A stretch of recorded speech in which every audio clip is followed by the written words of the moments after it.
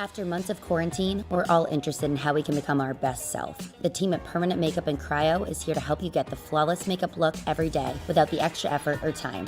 When it comes to your appearance, you deserve the best care that money can buy.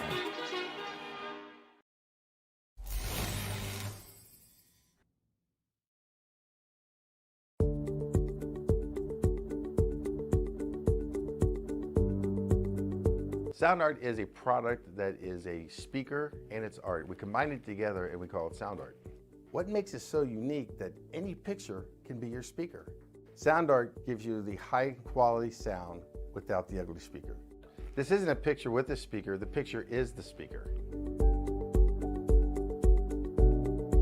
Just imagine your wedding picture uploaded onto a canvas and now it's speaking 10,000 tunes. I mean, it's a very cool concept. What we like so much about it that you can take anything that means something very special to you, upload it on the canvas, have it hanging up in your room, your balcony, wherever you want to put it, and now it's a speaker. I mean, how cool is that? It's something that we have that and no one has. No one has this product. It's just a great gift to give anybody. It's just a neat concept. Around here we say, art never sounded so good.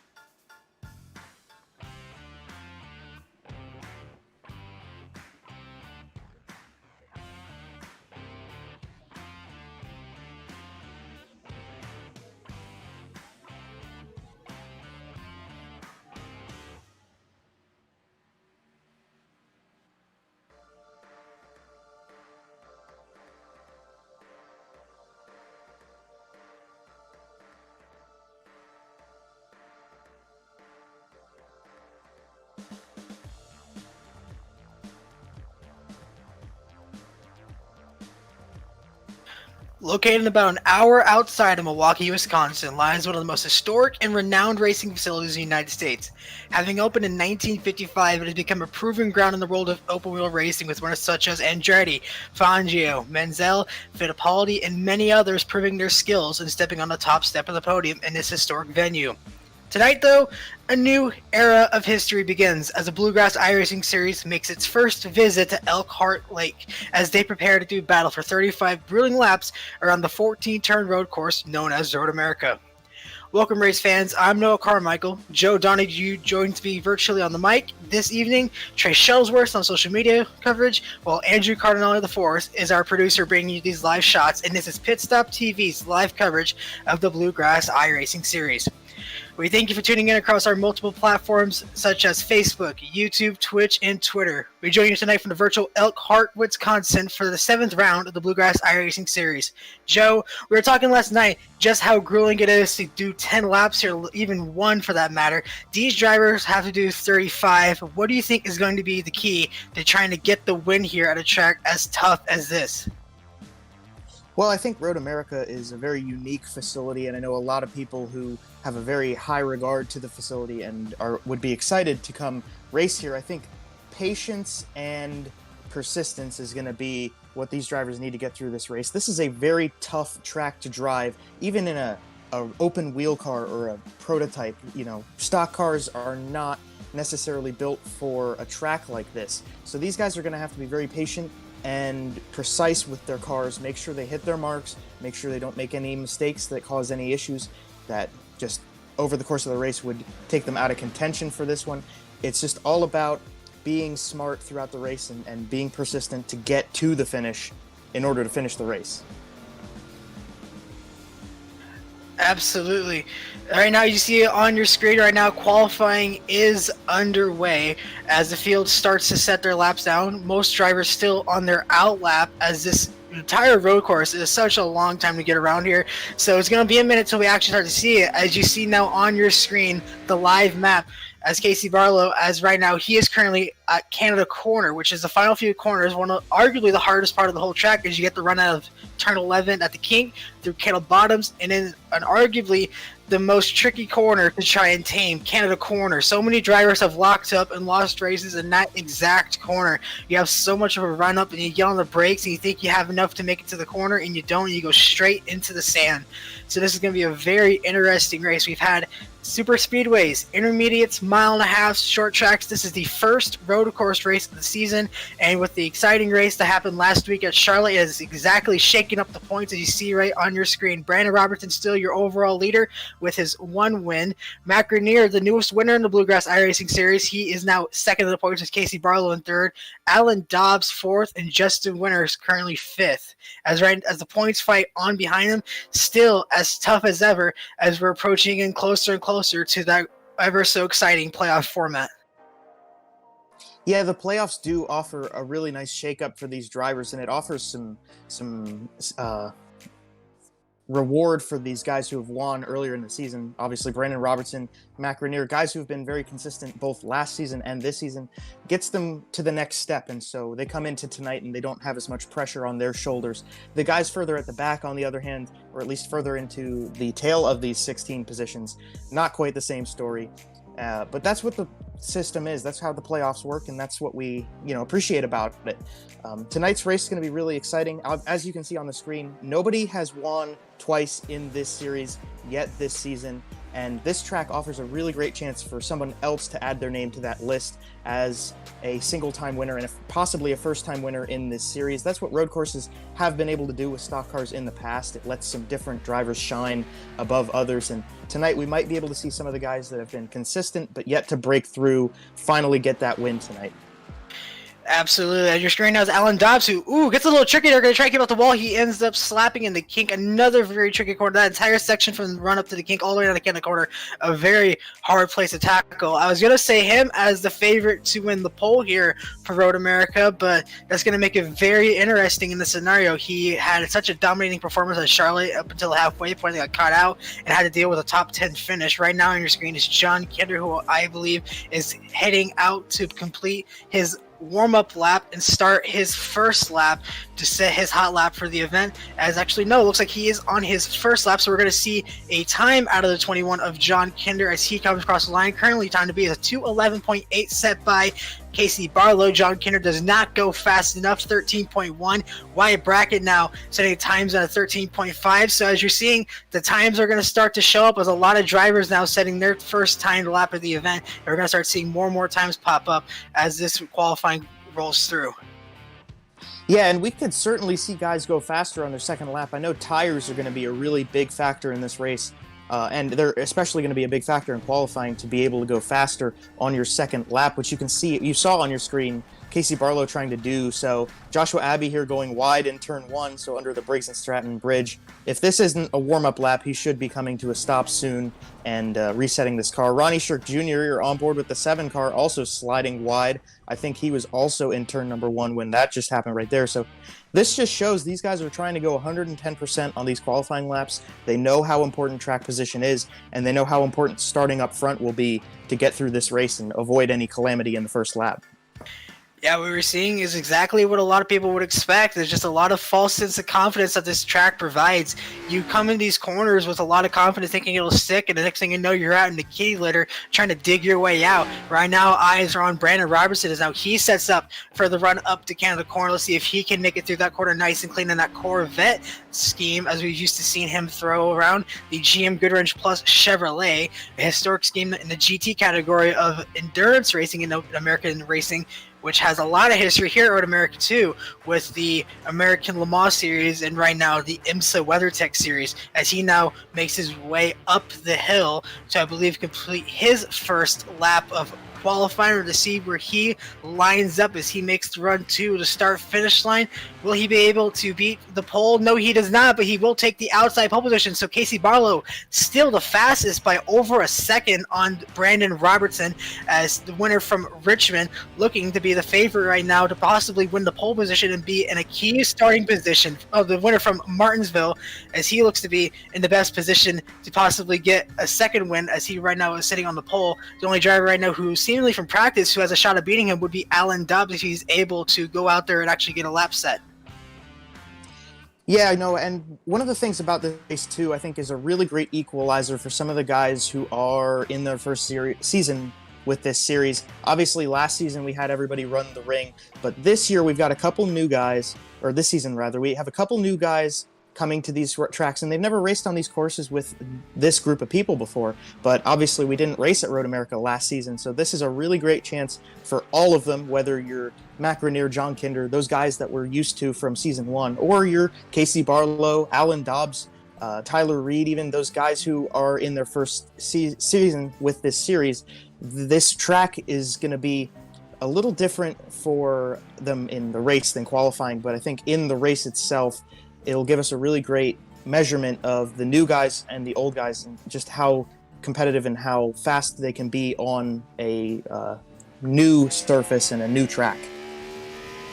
Alan Dobbs right now getting set up for the kink. You see the onboard. Let's see if he can make it to that corner nice and clean. That's where he bit the bullet and ended up losing it, as he now makes it there cleanly. Now to run up to Canada Corner as he is on his second lap. He is currently the only driver who has a shot of knocking Casey Barlow off the pole. His practice fastest lap was an 11.7, which is about a tenth up of where Casey Barlow was able to pull off, as we have about halfway through this qualifying session. So this is going to be the driver that everyone's going to be looking for, whether or not he can keep that streak he has of sitting on the front row and be able to knock Casey off that pole and win another one. As now he makes the run up the hill. We're going to see where he can line up. As he gets a little loose, and that might just cost him.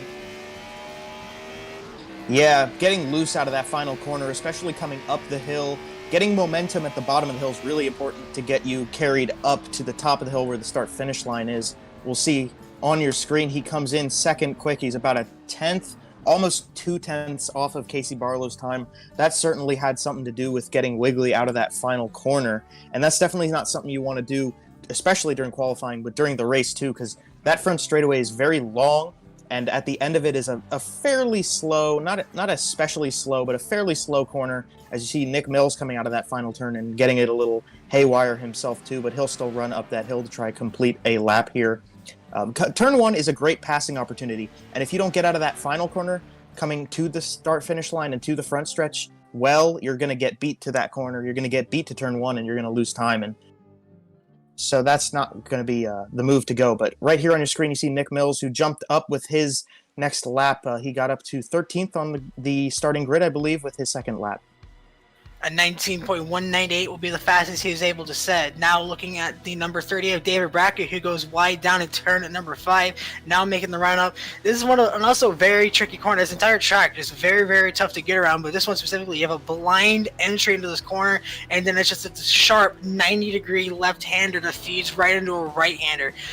This entire section of the track is an easy place to go off or just lose the brakes, try to get slowed down. So again, this is going to be a very tough challenge for a lot of these drivers, and the start here is going to be so interesting to see, because if it's anything that we're used to seeing out of IndyCar or any other form of racing that comes here, it is going to be very, very challenging to see how these guys are able to tackle with each other, trying to get around this course, because as you see, it's tough just to make it around in a single car lap, let alone having to try and compete with 20 plus drivers at the same time going for the same real estate. And then I look at Ed Osborne as he looks to set a lap. Yeah, Noah, when you said that earlier in the broadcast, I was thinking the same thing. I was thinking, Road America is just a challenging track to get around in any form. And one of the problem spots that I believe we could be seeing some issues tonight would be a part of the course that we're coming up on right here with that Osborne is the carousel. Turns 9 and 10, kind of off camber a little bit. It just slowly gets a little bit less intense of a radius. You're coming up to it right now. So here's where the carousel is at Road America. You come under this bridge, and then you have a very, very long sweeping right-hander. I think this is the part of the track where your temperament and patience is really, really important, because I've been in that corner before. You're so tempted to put the throttle down and really get on it to get more speed out of that car. But if you get on it too much, you put too much speed into it, you lose grip in the tires, and you slide off into the grass. I think turns 9 and 10, the carousel will be somewhere to watch tonight to make sure these guys are staying on their toes and keeping control of their cars. Indeed. The carousel is just another very tricky corner that adds to the mystique of this entire venue. Right now, David Brackett has set a lap. He has an 18.8, which puts him 13th on the board. Still looking at Ed Osborne as he sets up for the final corner. Now look at Jack Bauer looking to set his first lap. He goes off into the sand at turn number 5. Best guess, he gets a little bit too late on the brakes, a little bit of wheel hop with the track surface that is here, and that is able to ruin that lap. As now you look at Ed Osborne making the run, currently sitting 14th. Let's see if he's able to improve. No, he will not. 19.6, not good enough to improve. He will stay 14th. We were talking about a lot of the front runners like Casey Barlow, Alan Dobbs, Brendan Robertson, all those drivers who have a win, who are used to sitting up at the front. A guy who has struggled, though, and is right now sitting in a very good spot on the starting grid is that 21 of John Kinder. He has yet to see a win this season, and right now this looks to be one of his strongest performances here in the qualifying session, as he looks to be another one of the heavy favorites possibly get a win here and block his way into the playoffs. And now see, you talk about a real patient corner in the carousel. You just saw Jack Bauer just about lose it there. Yeah, Jack Bauer got on the throttle a little bit much there, and he lost the tail end of the car coming out of turn number 10, so that's definitely going to scrub time for him. But yeah, you talk about John Kinder, and John Kinder's a very consistent driver, and we even saw it with the point standings coming into this race, that he's okay in the championship. He's the highest position driver in terms of just points that hasn't won a race yet, and if he can keep up the tempo he's had at the beginning of this season, I wouldn't see it as an issue for him to get into the playoffs. Nonetheless, there's so many guys out here who want to win races, and if people start checking off wins and top threes, and he doesn't, obviously then he's going to be in trouble. John's a really good driver. We knew him from last season. He was in the championship hunt up to the end, and this season he's showing that the consistency is doing what it takes to get him into the playoffs, and then hopefully he'll go forward from that. But I do think John's going to be one to watch, because this racetrack and this event tonight, I don't think it's necessarily about being the fastest driver, but just being the most consistent driver, making the least mistakes and getting to the finish. Jack Bauer, you talk about trying to make the least amount of mistakes. He gets loose again, trying to get on the curves, a little bit too aggressive, clips the grass, and almost goes around. His first lap time was invalidated due to the off track he had down at turn number 5. You have to see if his lap time is invalidated or not on this one, as well as he makes his run back down to the same corner. He's had such a good run these past few weeks, being able to run up inside the top 10 and put up some very good performances. This is going to be a really good test to see if he's able to do on all those variations of courses that we go to throughout the season. So it's going to be very interesting to see how he can handle it. And right now, it's just not going his way as he is fighting that number 40 Ally Bank Chevrolet around this 14-turn course, just trying to set a lap. So it's going to be very interesting to see what he's able to do in the race. Yeah, Jack Bauer is one of the more aggressive drivers in this series with his car and with his strategy going through races. And there are plenty of racetracks where that, as you see him going off again from pushing a little too hard into that corner or braking a little too late, that works very well at some of the racetracks we go to, but road courses aren't really set up for that. And I think Road America is a great example of a track that isn't set up for that. The aggression, just output and not being precise with your car. So Jack Bauer might need to work on that a little bit for tonight's race, or just try to get through tonight's race, because he's been showing this season that he's coming for the championship. I mean, he wants to make the playoffs. He wants to compete. He wants to get the wins. And he hasn't quite gotten to that point yet. But for this race itself, his usual style of being aggressive with the car and going fast and going hard, going all out on the machine, trying to get to the front of the field, you got to be a little bit more patient, a little bit more precise, and have a little bit of temperament with your car as you run through the corners and run through the laps here at Road America. Right now, 3 minutes and some change left here in this qualifying session. If anyone wants to be able to go out there and set a lap, they need to do it right about now. Because as you see on the lap time, it takes about 2 minutes and 11 seconds just to set an out lap, let alone set a single flyer lap.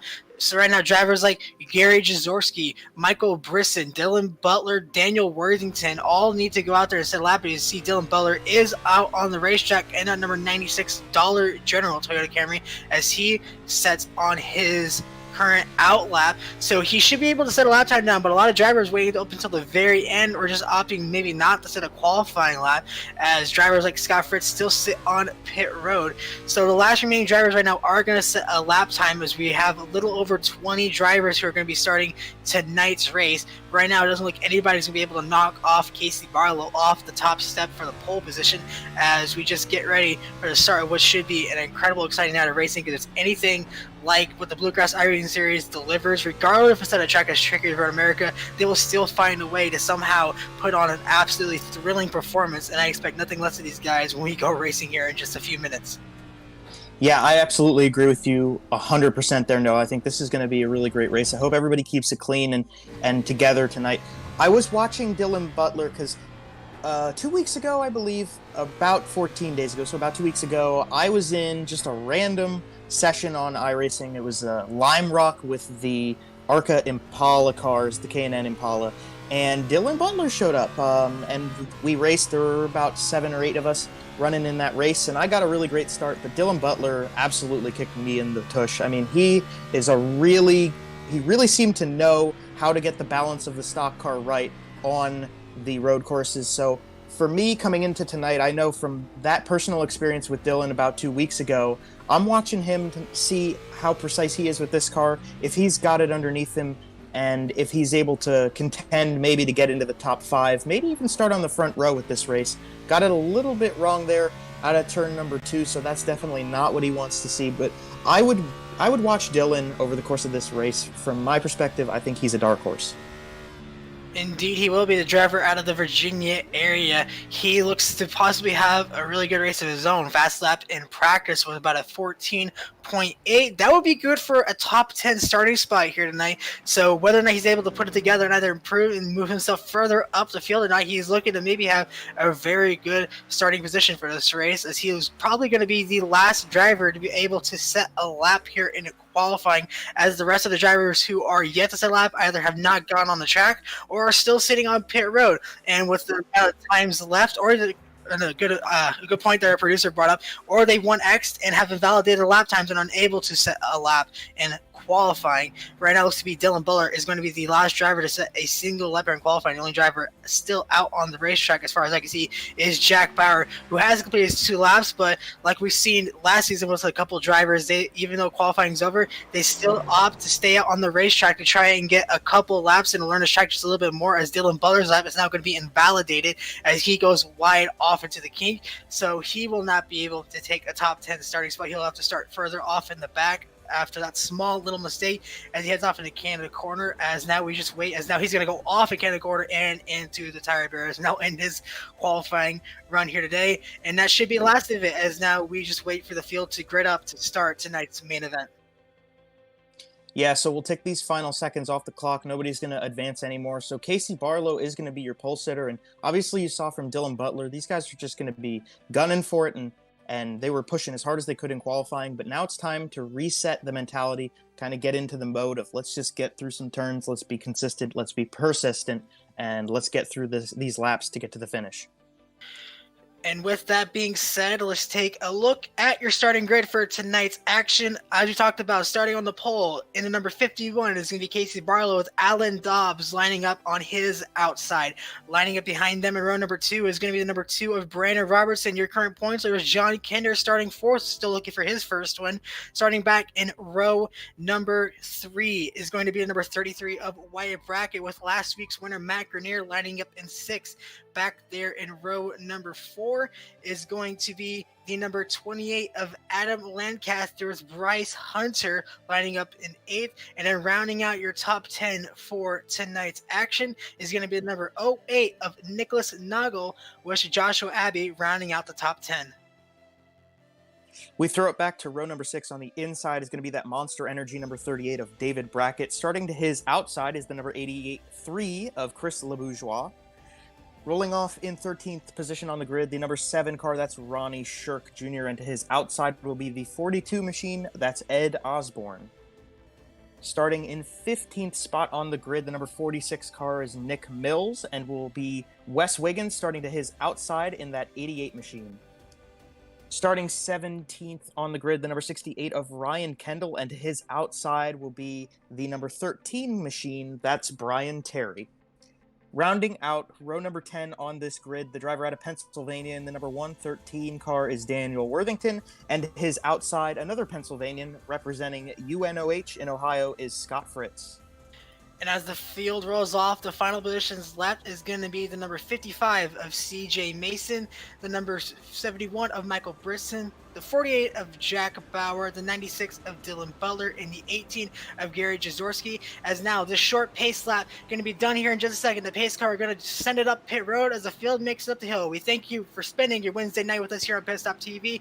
32 exciting laps of racing to be set as they make their way to the start finish line, as we await on the site of Casey Barlow when he opts to go racing. And there it is. The green flag is out. He's going to wait a little bit longer as Alan Dobbs actually gets a jump on the restart, as he's going to beat him to the start finish line as we are off and away here at Road America. Well, the front row got a pretty good start. Alan Dobbs got an awesome start, but Brandon Robertson did not. Brandon Robertson really got off that line slowly and through turn 1. We'll have to see if anything comes of that for him. He lost a couple spots on the run down to turn number 1. And the front end of the grid seems to be pretty spaced out in single file through 1 and 2. Your leader out of turn number 2 this time is Alan Dobbs. Here you see Brandon Robertson. So he recovered a little bit. He's right behind Matt Grenier for the time being, and they will run down to turn number 5 right now. We'll see if he can try to charge up there and get past that 15 again. Alan Dobbs currently with the jump on the field as he gets out to a bit of a car length lead off into turn number 5. This is going to be a very interesting corner to see who's able to make it through and who's going to go off, or who's possibly look back in the midfield. Looks like everyone's going to make it through there as they now make their way up to that blind left-hander as Casey Barlow tries to chase down number 3, but to no avail. John Kinder promotes himself up into the 3rd spot as Robertson falls back to 4th. Again, Barlow still trying to get the chase down on him as they set up for the carousel. But right now, Alan Dobbs looking to set the pace early as he tries to lead the first few laps to possibly get his second win of the season as they get ready to complete down into the kink. Yeah, they come through the carousel right now. You're riding on board with the 51 machine of Casey Barlow. Alan Dobbs running a pretty solid line out of turn number 10 here. They come off, and you see Dobbs got a lot better run off of the carousel than Casey Barlow did that time. They go through the kink here, and both of them are going to get through here pretty clean. Dobbs still within the sights of Casey Barlow, but for the time being, he's still kind of running off with it a little bit. I'm looking at John Kinder and Brandon Robertson right now. As you see, Robertson obviously got around Mac Rainier at some point there, but those two are holding on to Casey Barlow right now. This might be a 4-horse race to contend for this first stage and to make it a little interesting up at the front end of the field. Robertson quickly catching up as they make their way through the final corner and get ready to make the run back up the hill and start another lap. Jan Kinder would not with the best run off the corner exit. He's going to move over and let Robertson take the position. So Brandon Robertson will now move himself back up into the third spot as Alan Dobbs leads the first lap here at Road America. Casey Barlow still running back there in second as Grenier moves himself up into fifth as Adam Lancaster, Wyatt Brackett fight on back there for seventh as Lancaster going to try and make the move down there for the top 5 spot, and he completes the pass in turn number 1 as he's going to move himself up to fifth. Yeah, Grenier was a little bit light going into turn number 1 there. He didn't really charge into that turn a lot, and Adam Lancaster obviously did, and that's what got that number 28 Ford past him, and now he will charge up to try to catch up to his teammate John Kinder and maybe contend more towards the front of the field. I want to go back to what Brandon Robertson did out of that final corner because I think it's something that would be worth watching throughout the course of the night. Brandon Robertson, in that final turn when he was trying to pass John Kinder, backed the corner up going into the turn, got a lot of momentum out of the corner, and then obviously going up the hill and down the long straightaway, he had a lot more momentum and a lot more speed than John Kinder. Very easily made that pass. That's the type of move that you're going to have to watch out for tonight. That's the type of stuff that might get you passes, might get your car up towards the front, and that might be a way that we can pick out who's really on the charge in this race.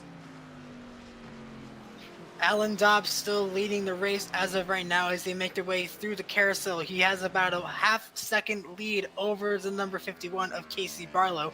Robertson, you talk about still holding strongly onto that third spot as he starts to gap the 21 of John Kinder, who is about to have a mirrorful of Matt Grenier as they make their way through the kink down towards Kettle Bottoms, look out of the rear of that number 3 Chevrolet Camaro. He has always been a very strong contender here in the race. He has started on pole or at least the front row in just about every race of the season, has really struggled to put it together to get a win. He was able to get it a few weeks ago and finally boost his way into the playoffs, but still it seems to be a weekly occurrence of what is going to take Alan Dobbs out of a race this week, because he's had so many dominating performances and easily been the fastest car, whether it's been the halfway stage break that has taken him out of the win or just pit strategy gone wrong. Something has always been able to take that 3 car out, so it's going to be a very close eye on the number 3 car to see if he's able to put it all together and score that second win of the season as he leads lap number 2 and still tries to hold off Casey Barlow and Brandon Robertson, who just set the fastest lap of the race here in the early goings.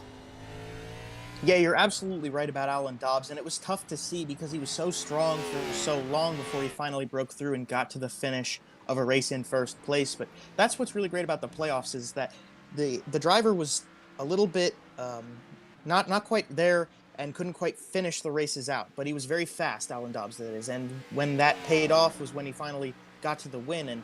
And obviously we see Alan Dobbs right now leading the way by a considerable margin, almost 2 seconds over Casey Barlow right now. You're back on board with Adam Lancaster as he tries to hunt his teammate down, but that's what the playoffs is really all about, is to let some situation like Alan Dobbs still get him into the playoffs, obviously breaking through and getting that win.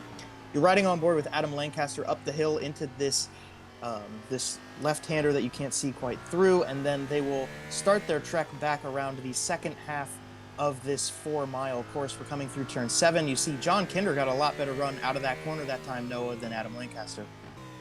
Indeed he has. You got to wonder if Kinder's trying to play a little safe here and not burn through his tires in the early goings. Because if it stays green, we're going to have a very long time up until about lap around 18 of where you see that halfway stage break here in this 35 lap event, as now they make their way out of the carousel up to the kink down towards Kettle Bottoms as they now head into the forest here in Elkhart Lake as they get set for Canada Corner. As these two teammates, they are so close together. They're running around a lot in practice together, trying to learn this racetrack. So it's no surprise at all to see these guys are about on equal level.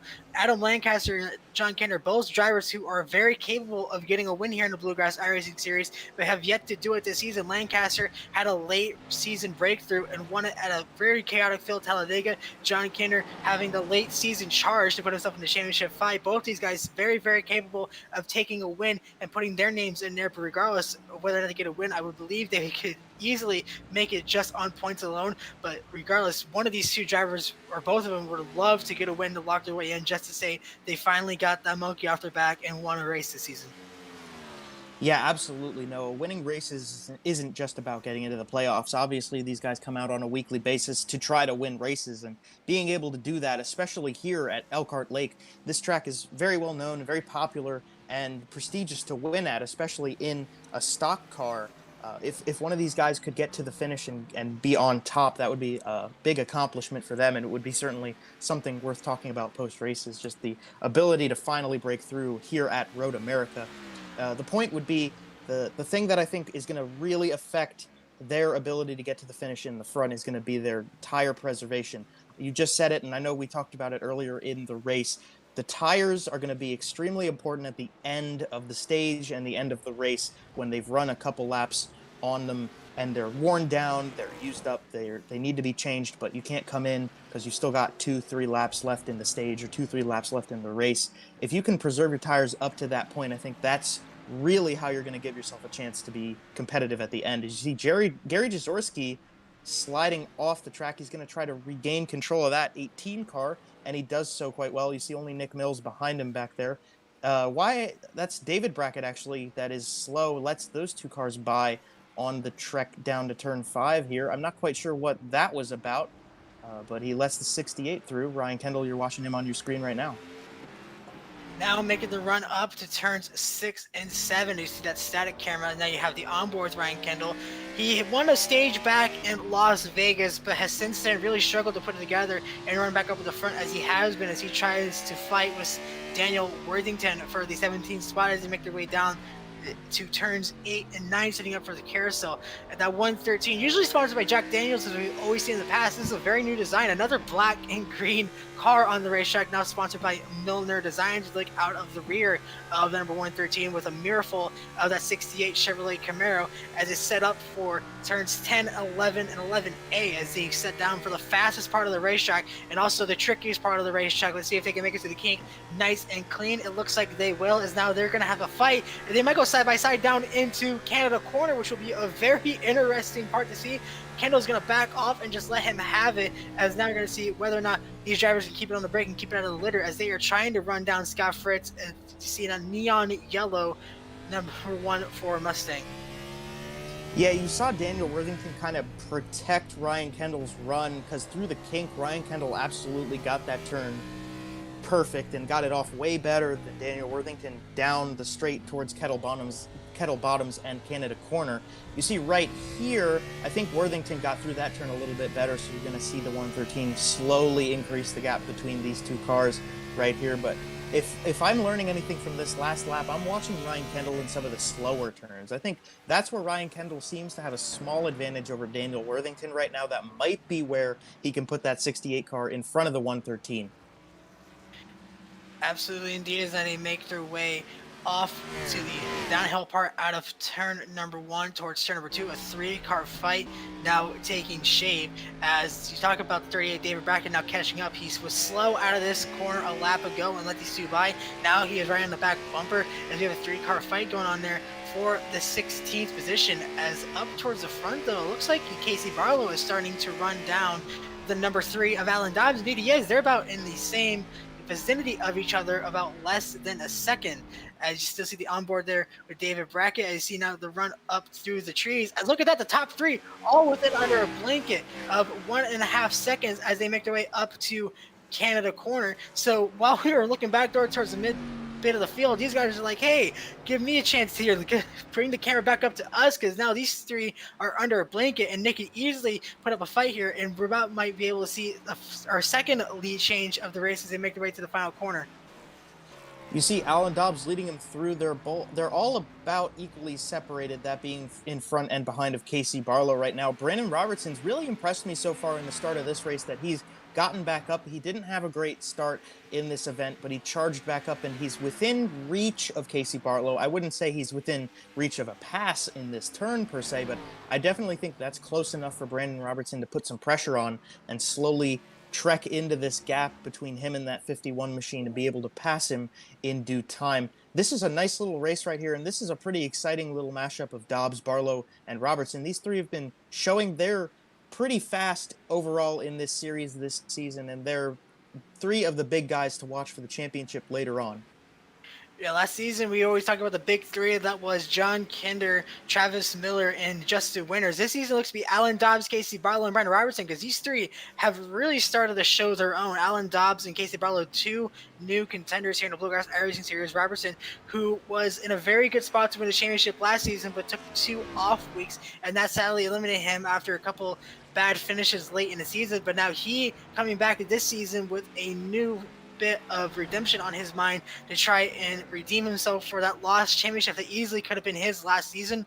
He now finds himself in a very strong chance to become a championship contender as they make their way up to turns number 8, as he currently still runs back there in the 3rd position, but could easily, with the right strategy and just keeping in mind his tire strategy that he seems to be currently playing on, he could easily be putting himself in a position to get a win here this season, become our first 2-time winner of the season.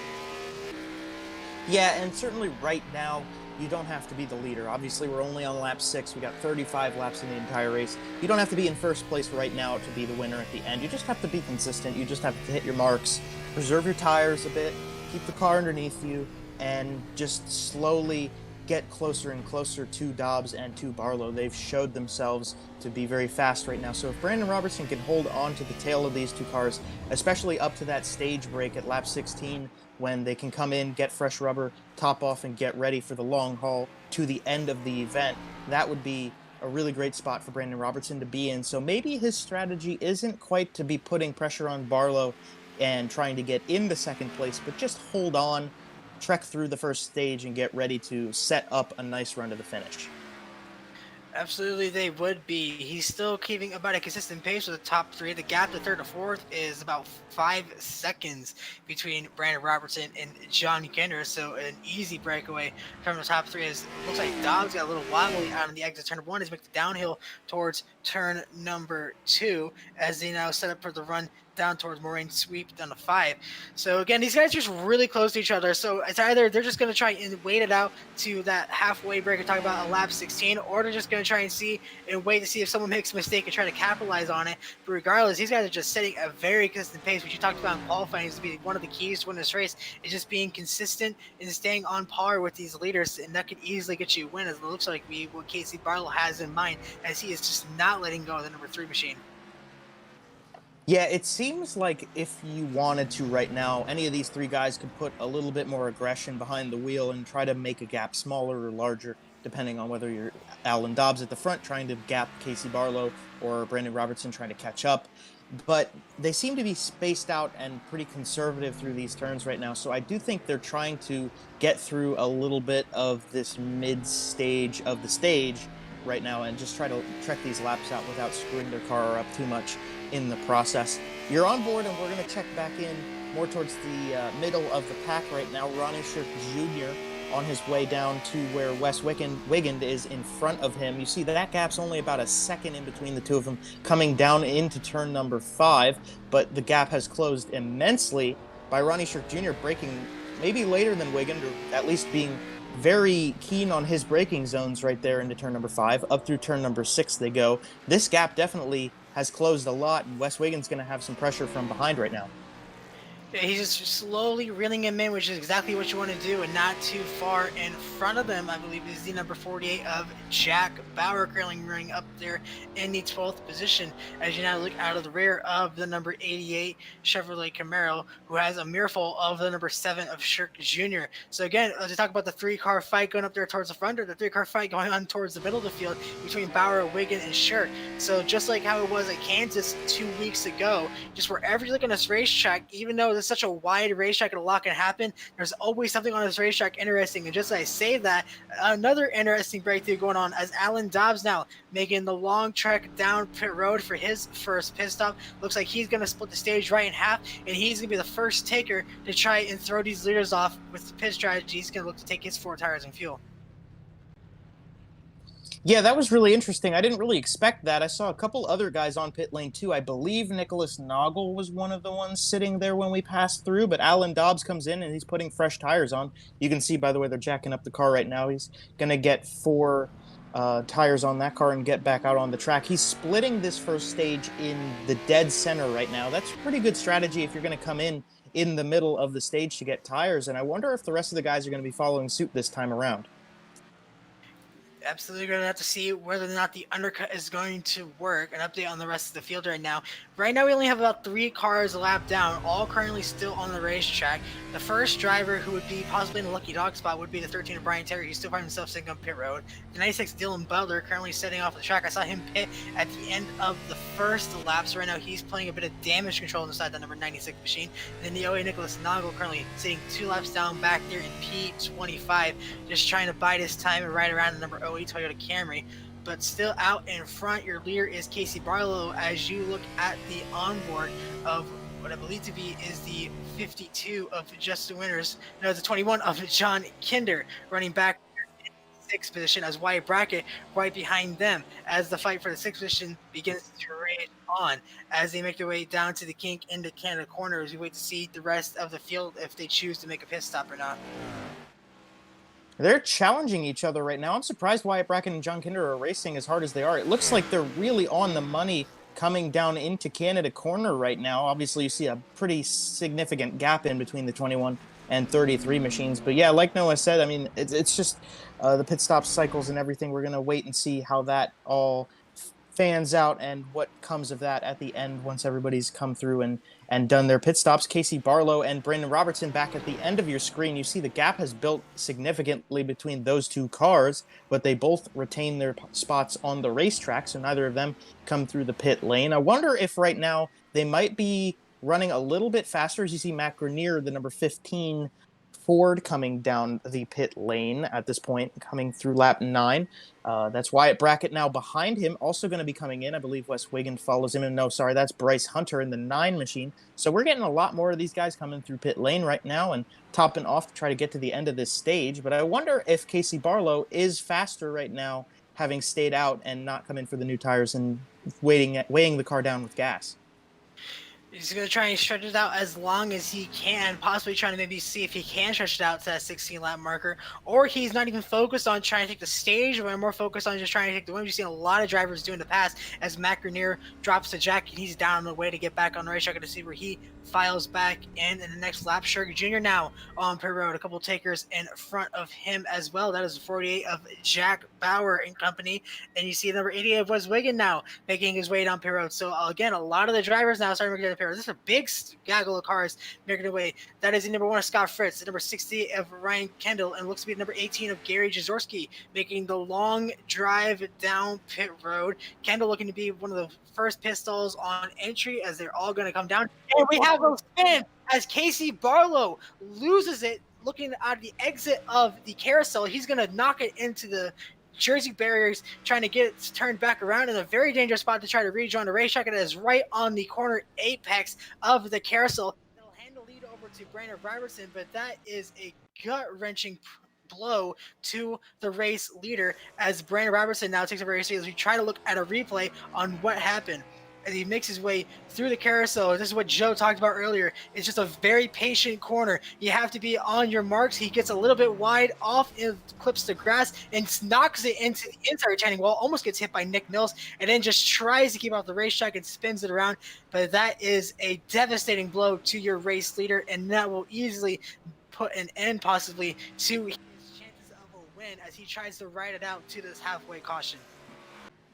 Yeah, Barlow does have a nice break having this stage and coming up. Obviously, we've got a couple laps before we even get to that point. As you see, Brandon Robertson come in from the race lead to the pit lane. But it looked like in that turn, Casey Barlow's biggest issue, Adam Lancaster here on the pit lane as well, Casey Barlow's biggest issue seemed to be that when he came out of that corner, it just looked like he maybe made the run through that turn as if he had a little bit more tire underneath him. Obviously, tire degradation is important and will be important over the course of the race. But when you don't make the car run in the corners adjusting for that, I think that's what probably caught Casey Barlow out right there, because you saw how close he was to hitting the mark on the edge of the rumble strip and not going into the grass, but it was so close. It looked like it just got out from underneath him a little bit more than he expected, and obviously that might be the result of waiting a little bit longer to come down pit lane. And I was talking about, you see right there, Casey Barlow now making his way down pit road, as well as John Kinder and Adam Lancaster. But we didn't see up ahead, Brandon Robertson as well has made his way down pit road. So about all the leaders now have cycled through their first green flag pit stop. That'll hand the lead back over to the number 3 of Alan Dobbs. It was a very healthy lead who now just has to survive these final 6 laps, and he will collect the stage win. Now approaching the 08 of Nicholas Noggle, getting ready to put him a 4th lap down. A new driver has been added to the lap down marker, as you see right behind number 3, the number 30 of David Brackett. So right now he finds himself in the lucky dog position as he makes his way through hurry down towards 8, 9, and 10 as we now just await to the end of this caution. Matt Grenier, the onboard with him as he makes his way through 6 and 7. He currently is scored within the 4th position, looking to chase down possibly the number 20 of Lancaster, or possibly just a lapped car just ahead of him. No, that is Lancaster. So that is the fight for third. He goes a little wide, keeps it out of the stand, which is a very, very safe move. He's going to lose a lot of time in that regard, as now he's going to try and restart and try and chase him back down once more.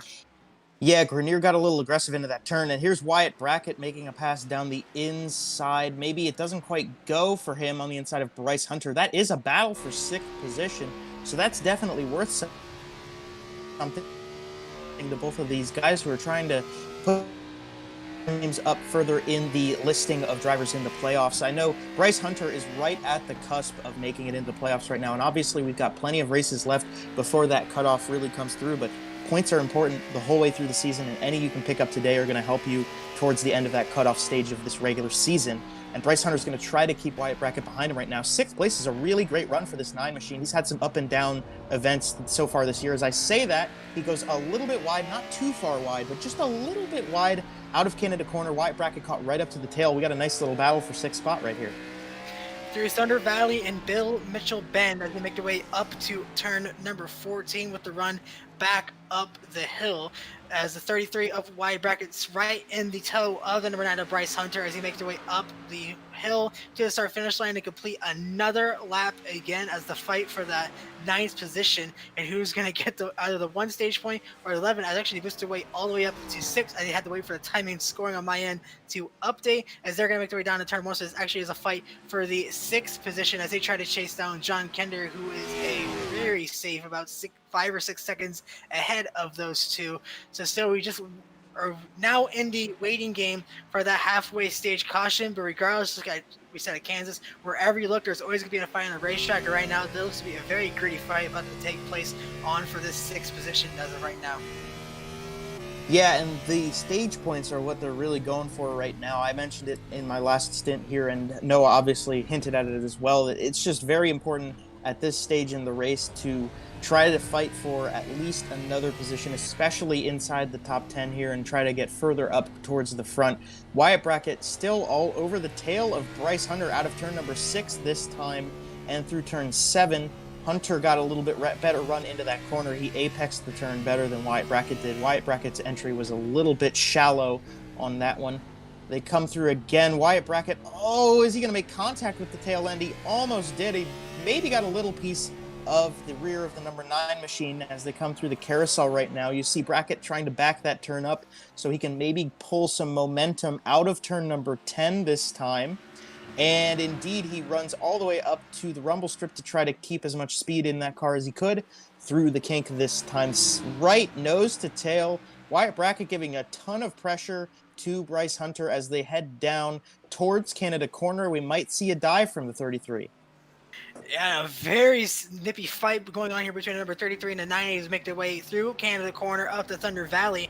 About the rest of the field right now, like we were talking about, is in the position right now where they're just kind of riding it out and getting to the halfway point. No one's really close to each other. Meanwhile, these two are tooth and nail through every bit of the corners. Brackett tries to take a peek on the right side, sets it off into the soup in a no man's lane. He's going to back her right into the corner of the tire bearers, and that is going to end that fight nice and easy, as now Barlow is going to take over that 7th position as he continues to follow. As he's going to have to try and rejoin this racetrack in front of a big group of cars, as he's going to get passed by Le Bourgeois and Noggle as he gets himself back up to speed. Now he's going to try and get the sand off those.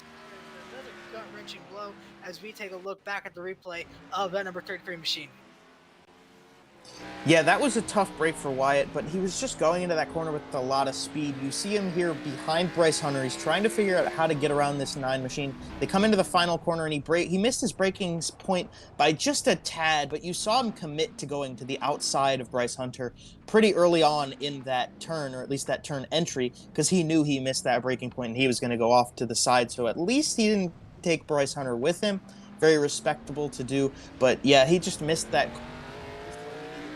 Slowed down to make the turn, and pretty quickly went wrong and just slid off, unfortunately for Wyatt Brackett. He'll try to trek on, try to play damage control right now and not fall too far back, and I think by this point you just have to wait until the caution that you get at the end of the stage, and then he'll come in and get that car fixed up. Not only will they be able to get the car fixed up, but all these drivers will be able to have a chance to breathe. We talked about just how hard it is to get around here 10 laps. These guys have done it in 12 laps. So right now, I would very well assume these guys are pushing it both mentally and physically. So they are just waiting for the stage break to be able to have a breather, kind of cool down and set up for this final half of the race. Alan Dobbs still with just a demanding 8.3 second lead over Brandon Robertson.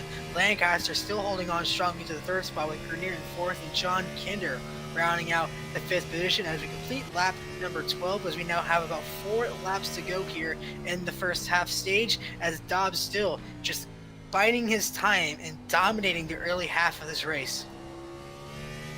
Yeah, Alan Dobbs really putting on a class act at the front end of the field, and Casey Barlow, Brandon Robertson, those two guys definitely had a strong run at the start here, and still, Brandon Robertson's been holding on, being fairly consistent right now in 2nd place. Obviously, Barlow had a little miscue, but he's going to still trek on and try to get his car regained into a good position to maybe get a good finish out of the race. Alan Dobbs is the class of the field right now. You've seen him be so consistent with that car, whether he's under pressure from Casey Barlow, whether he's running on his own like he is right now, passing the lapped car of Daniel Worthington. You just saw him do that on the way down to turn number 5. Alan Dobbs seems to really have this car in check right now. He has a pretty good grasp on where his braking zones are and the weight balance of the car as he runs through the laps here at Road America. I think Alan Dobbs is showing that he's going to be very strong to contend with at the end of this race, and anybody who's going to try to beat him to the line at the checkered is going to have an uphill battle to fight. Absolutely, they will be, as now he sets up for the carousel once more. You're right, I'm looking right now of an above head shot of him and just watching him. He's just been hitting every apex perfectly, picture perfect. Just everything you can do right is what he has been doing, and he's just on a Sunday drive right now. He doesn't really have to worry about a fight from behind. Brandon Robertson has actually closed down the gap just a little bit, about a second or so, down to 7.3 seconds, but still it's just not going to be enough to catch the number 3 machine of Alan Dobbs. He sets up for Canada Corner, as right now he's just taking it easy as can be, just trying to keep that car in check. And the last thing he wants to do is have that bad luck strike him once more and that be the thing that takes him out of contention for a win. So I think right now he's just going to play on the safe side, mark down these laps, and just take it home, take the stage win, take the new tires possibly, and then try and set it up to bring it home strongly in that second half of the race. As still just the field pretty much spread out. You saw Daniel Worthington go a lap down a couple minutes ago as they get ready to complete lap number 13 here, as we're just going to wait it out and see who's going to be in the final top 10, as it just seems to be currently just everywhere. Everyone's set up to get it to the top 10. Yeah, right now I think Alan Dobbs doesn't really have too much pressure from behind in any form. I don't think anybody's really going to be putting too much on him to try to get past him and take the stage win, sparing he doesn't make a mistake and fall back a little bit. Right now, everybody obviously is coming towards the end of this second run that they have on these tires with this fuel and whatnot after that pit cycle we saw start at about lap 8.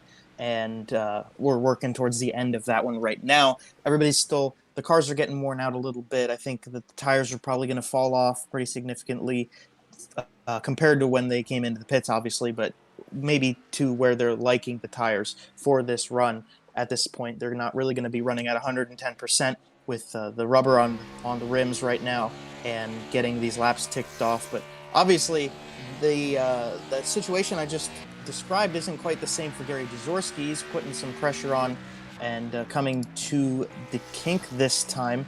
He's putting some pressure on Wes Wiggand as they come down towards the charge to Kettle Bottoms and Canada Corner right now. Wiggand putting a little bit of a gap on Gary Jaworski, as you can see on the front of this number 18 machine, a bit of damage on that car that he'll probably want to get that fixed up a little bit, as much, or at least as much as he can, while the yellow comes out for the stage break. So Jaworski's got a bit of an uphill battle going on in this event. We saw him have some issues earlier on in the race, but he is showing he at least has his braking zones figured out to the point where he can get right up to the tail of Wes Wiggand through the shorter and slower portions of the course, and then hopefully be able to run him down and maybe get past him towards the line. That would be a huge confidence booster to start off the second half of this event.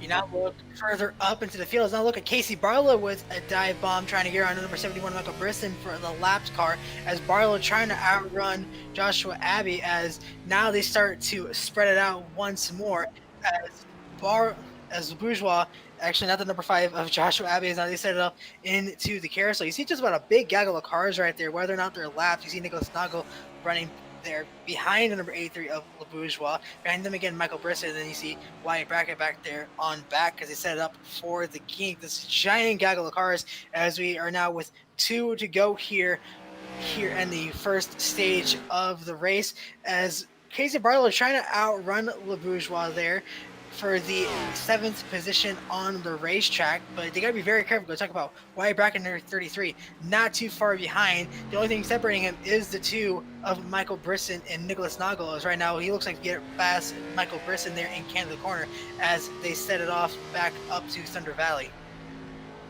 Yeah, you're riding on board with Wyatt Brackett right now. He made that pass on the 71 machine, and they come up to the final turn, and they're going to be back on the front stretch. You see a ton of pressure, and Le Bourgeois is definitely going to have to keep his wits about him coming down the front stretch here, as they're all over the place up in front of Wyatt Brackett. You see him just going over the crest now and to the start-finish line again. I'd be watching turn number 1 if I was Le Bourgeois. Actually, maybe not anymore now that he's put a little bit of a nice gap in between himself and the car behind Nicholas Noggle, but he's definitely trekking in on Casey Barlow right now with less time than maybe necessary to catch up to him. He's going to try to be pushing that car as much as possible and maybe put some pressure on to the end of the stage, try to get one more position before we get that checkered flag for this first stage of the race. Speaking of which, we have got an update from our lovely admin, Mr. Jason Collins. Unlike usual, we see where the caution comes out once the 10th place driver crosses the line. This one's going to be a little different. When Dobbs exits that final corner, the yellow will be thrown. So this actually is the final lap of the stage as Dobbs looks to come through Canada Corner as we're approaching the final bits here of stage number 1. You look at the number 88 of Wes Wiggand as he gets on to complete number 15. As now you look back there, the number 3 of Alan Dobbs setting it through Thunder Valley, and Bill Mitchell Ben setting off into the final corner as now we just await for the caution flag to be thrown. And there it is, as Alan Dobbs will score the stage win here at Road America. Brandon Robertson going to take home second. Adam Lancaster will be scored in third. Matt Grenier in fourth. John Kinder in fifth. Bryce Hunter going to take home sixth with Casey Barlow in seventh. Chris LeBourgeois was an incredible 8th place finisher on the stage. Wyatt Brackett in ninth, and then Joshua Abbey going to round it out in 10th. So this is going to be our reset to get to the finish of this event. You're riding on board with the beautiful Porsche pace car, a Porsche we don't see quite as much in the iRacing formats with this series, but we're on a road course, so of course we're going to indulge ourselves a little bit. Alan Dobbs absolutely put the class on the field right there. I think as much as Casey Barlow put the pressure on and Brandon Robertson showed he was strong too, Alan Dobbs just came out swinging, and he swung for the fences in this first stage. Absolutely tore up the field with that victory on this first stage of the race, got those points for the championship and getting the playoff points as well. We'll bring in the stage 1 winner for this race. Noah, I'll hand him to you. It's the number 3 of Alan Dobbs. We wait to bring in our stage winner, Alan Dobbs. You started on the outside of the front row, but from the get-go, you have been dominating this race. What has been the key here for you to be able to pull out the lead that you have been here in the first opening 16 laps of tonight's event? Yeah, just consistency. I got that really good restart. Just kind of got lucky on that one. I didn't have to fight with him going into turn 1. So from there, we just tried not to wreck or, get caught up with anything and just run it out. We talked about in the pre-race show just how tough this track is to get around in 1 lap, let alone 16. What has been really the biggest struggle for you to try and tackle this course while holding on to that race lead?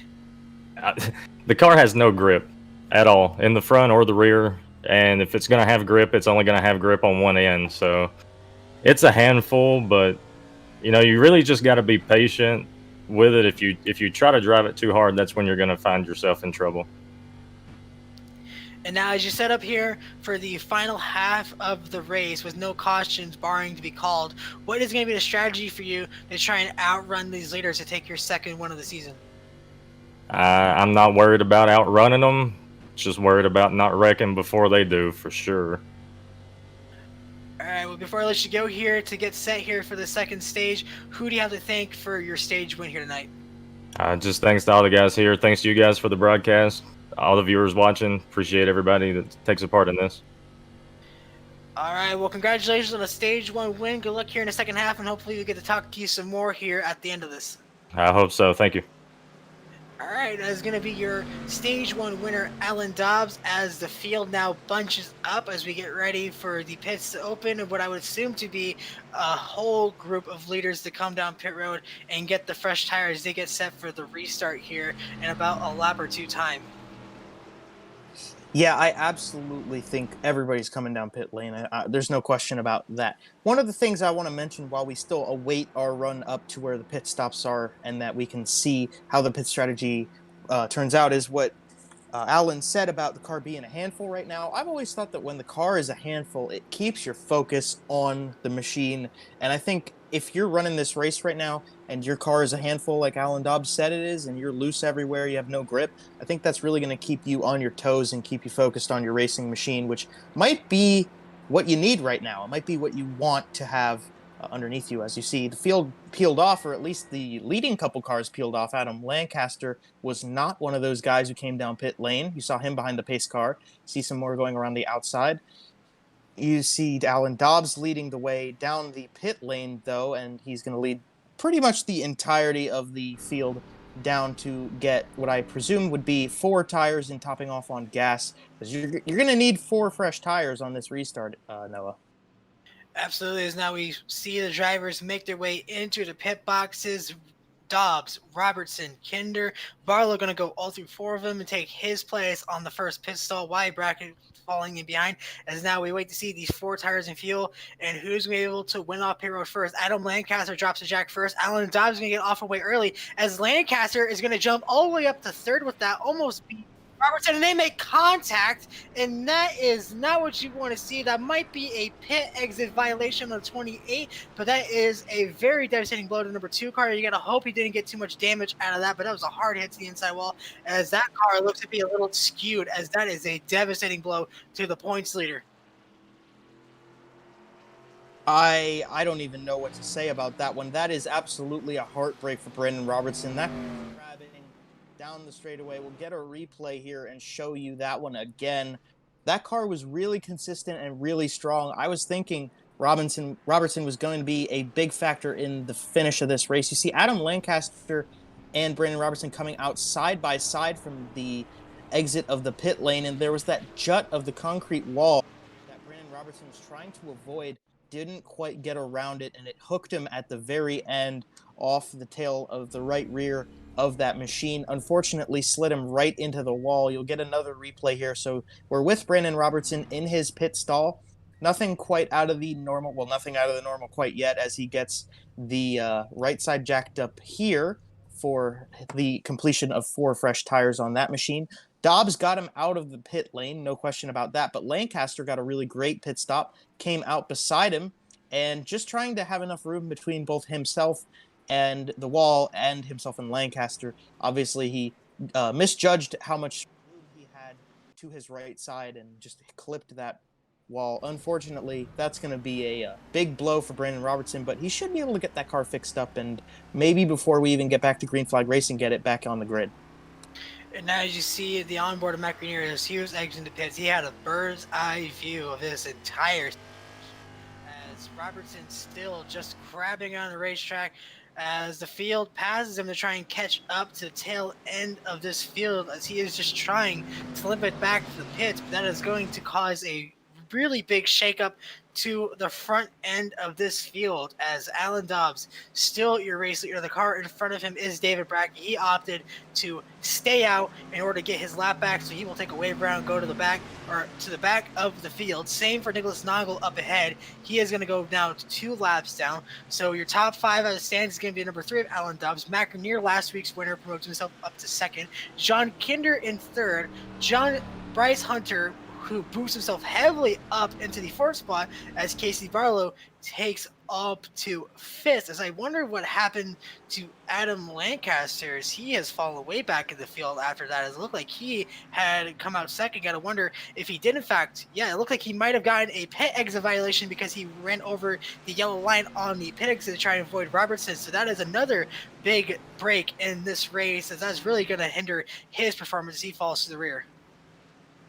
Yeah, I was wondering about that when they came out of the pit lane because Lancaster obviously was trying to avoid Robertson just as much as Robertson was trying to avoid him, and they wanted to keep the space between them, but it did look like Lancaster went out a little bit too quickly and crossed that line that you can't cross before you exit the pit lane, or obviously you get a penalty, and that's what Adam Lancaster is going to probably have to deal with right now. That took him out of that top spot, and that moves the rest of the field up a lot. And one guy I'm looking at right now is Bryce Hunter, 4th place. I mean, that's a really great run for him. And like I said before, he's right at the cusp of the cutoff for the playoffs. And he really needs to start putting together good top 5 finishes to get himself out of the risk of falling outside the top 16. This is a great way to do it. This is the type of race where you can shine and get that opportunity to move yourself further up in the championship and with these points. And right now, Bryce Hunter's put together a really solid first half.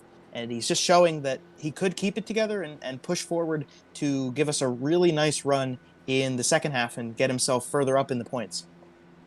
Well, while we have this time here we get set for the 1 to go, we're going to take this opportunity to thank our partners here, both with the Bluegrass iRacing series here on PitStop TV. We're going to give a shout out to Rims One Wheels, Tires, and Accessories, and Milner Media and Design, 2 big partners for the Bluegrass iRacing series, and then partners of our own. Starting off with Tucson Sound Art, your picture, your music. You provide the image you want, and we will custom create a beautiful framed, high-quality canvas with a built-in Bluetooth speaker. With Sound Art, you get the best of both worlds. Visit TucsonSoundArt.com for additional information, and be sure to use the promo code PitStop TV and at checkout and receive 10% off your purchase. We also want to give a shout out to Permanent Makeup and Cryo in Maine. When it comes to your appearance, you deserve the best care that money can buy. And Permanent Makeup and Cryo in Maine, the owner Ashley Bollier is a certified micropigmentation specialist who provides professional, safe, and personalized services. You can contact Permanent Makeup and Cryo in Maine at permanentmakeupinmaine.com or call/text them at 207-358-8683. If you're looking for the best solutions for your permanent makeup concerns, give Permanent Makeup and Cryo in Maine a call today to book a consultation. If you visit their Facebook page, Permanent Makeup and Cryo in Maine, you can enter one of their monthly giveaways. Enter today, and who knows, you might just win. Lastly, want to give a shout out to Whiplash Media, PitStop TV's new parent organization. Whiplash Media specializes in various sim racing resources, including paint schemes, stream overlays, iRacing camera packs, and more. Whiplash Media is also working on its presence in real racing, offering services such as photography, social media management, and public relations. Go to whiplash-media.com for more information. And also, if you want to have an idea of just the kind of quality stuff you can get, that replay graphic you see every time it pops up with the overlay, that's something new that has just shown up I would assume this week is the first time I've seen it.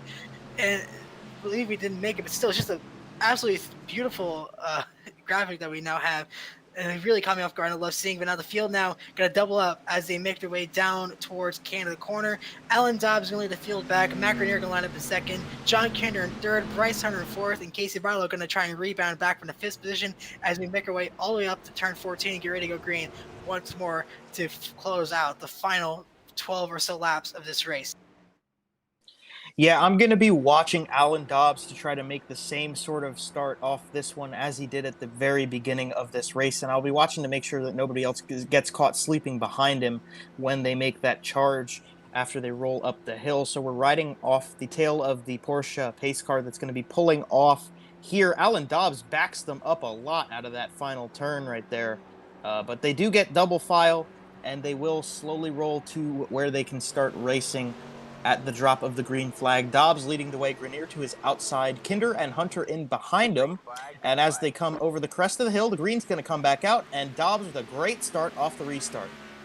Kinder as well going to have a really good restart. He's going to catch Matt Grenier sleeping, and now we're going to have a side-by-side fight for the second position as they set off into turn number one as they try and chase after Dobbs. Going to try and prevent what happened on the last restart and keep him from having a big jump on the field as Grenier going to pull out currently in second, but Kinder bringing the fight right back as he is going to clear them, and he will take over the runner-up spot as now he has his sights set on Alan Dobbs as they make their way down towards turn number 5 as the field starts to single file their way out. Another pretty much clean restart from most of the leaders as a lot of the back end of the field starts to make their way through the field down to turns number 2. But still, the leader right now is going to be Alan Dobbs with John Kinder running back there in second. Matt Grenier going to be in third with Bryce Hunter in fourth. And how about Wyatt Brackett running himself up to the 5th spot as Scott Fritz going to go wide in turn number 5. I was going to say, I'm very impressed by the way these guys have the composure to get through these restarts and whatnot. Scott Fritz obviously got a little bit hot into turn number 5. That car is dragging, I believe, on the ground as they go up to turn 6. So that's a tough break for the number 1 car.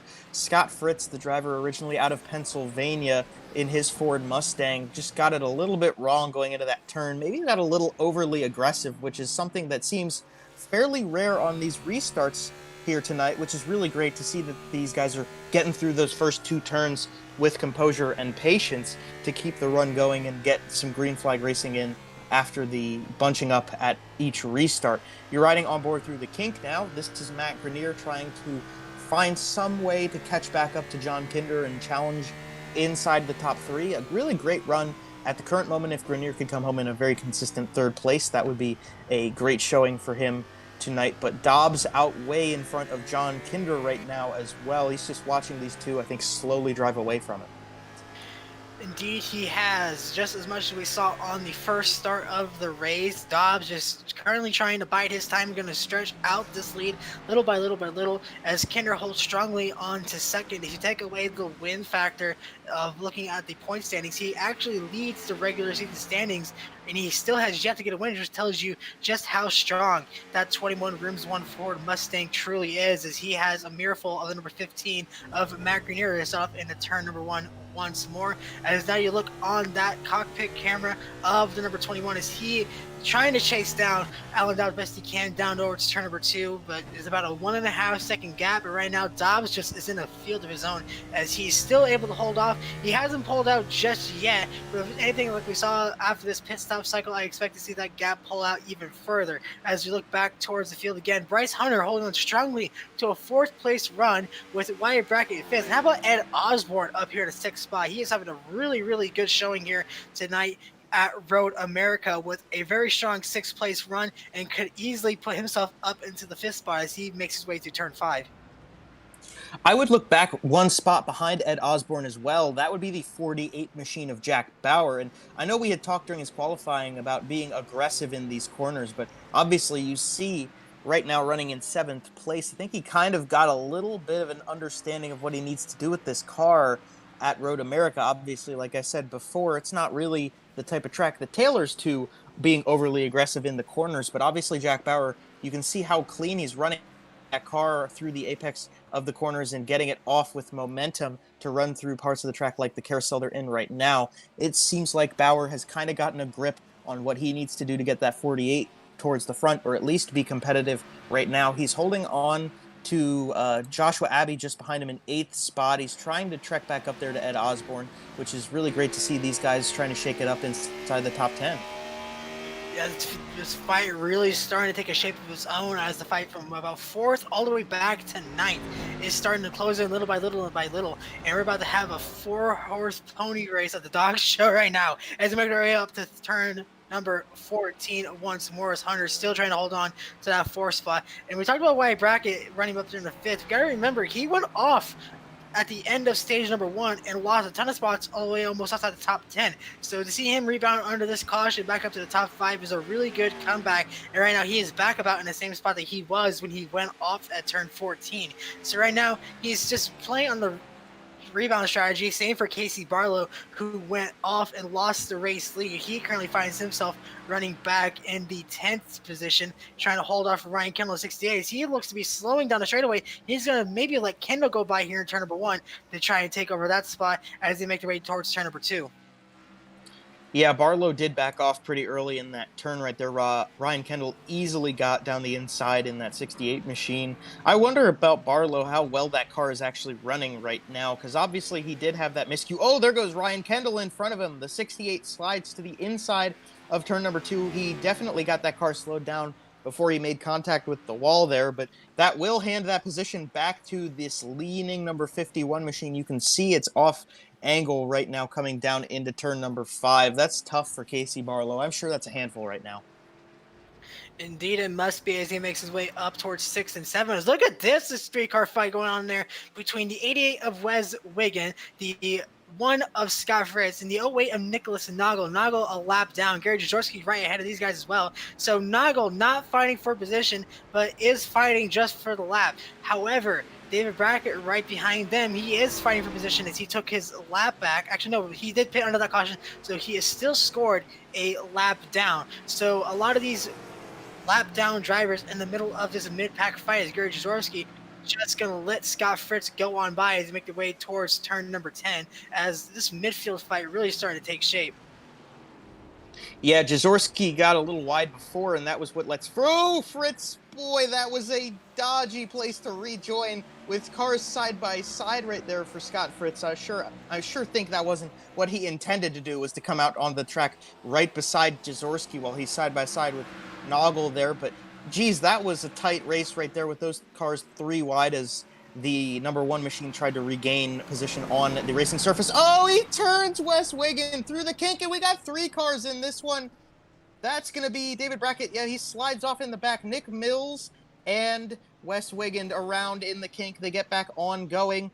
The rest of the field's going to have to avoid hitting any of these slower cars. That was just got really tight, really fast into turn 11 right there. We'll get a replay and show you again how that one all unfolded. We will stay green after that incident as they get it back rolling. As we wait the replay exiting the carousel, you see what the number 88 of Wes Wiggin coming through the kink. As you see Fritz just to dive in there, get a little bit too hot, and then just turns him, and he just comes right back up the field in front of Nick Mills. You see the number 3 back moves as well into the Armco barrier off there to the outside of the corner, but that is such a devastating blow for all 4 of those drivers who are having such a strong run. As you look at it again from the TV cameras as he exits the corner, Fritz just had a really good run. Wes Wiggin was just trying to bide his time and not be too aggressive, but Fritz just sent it up the inside a little bit too high, and that's going to send him around and just ricochets back across the field.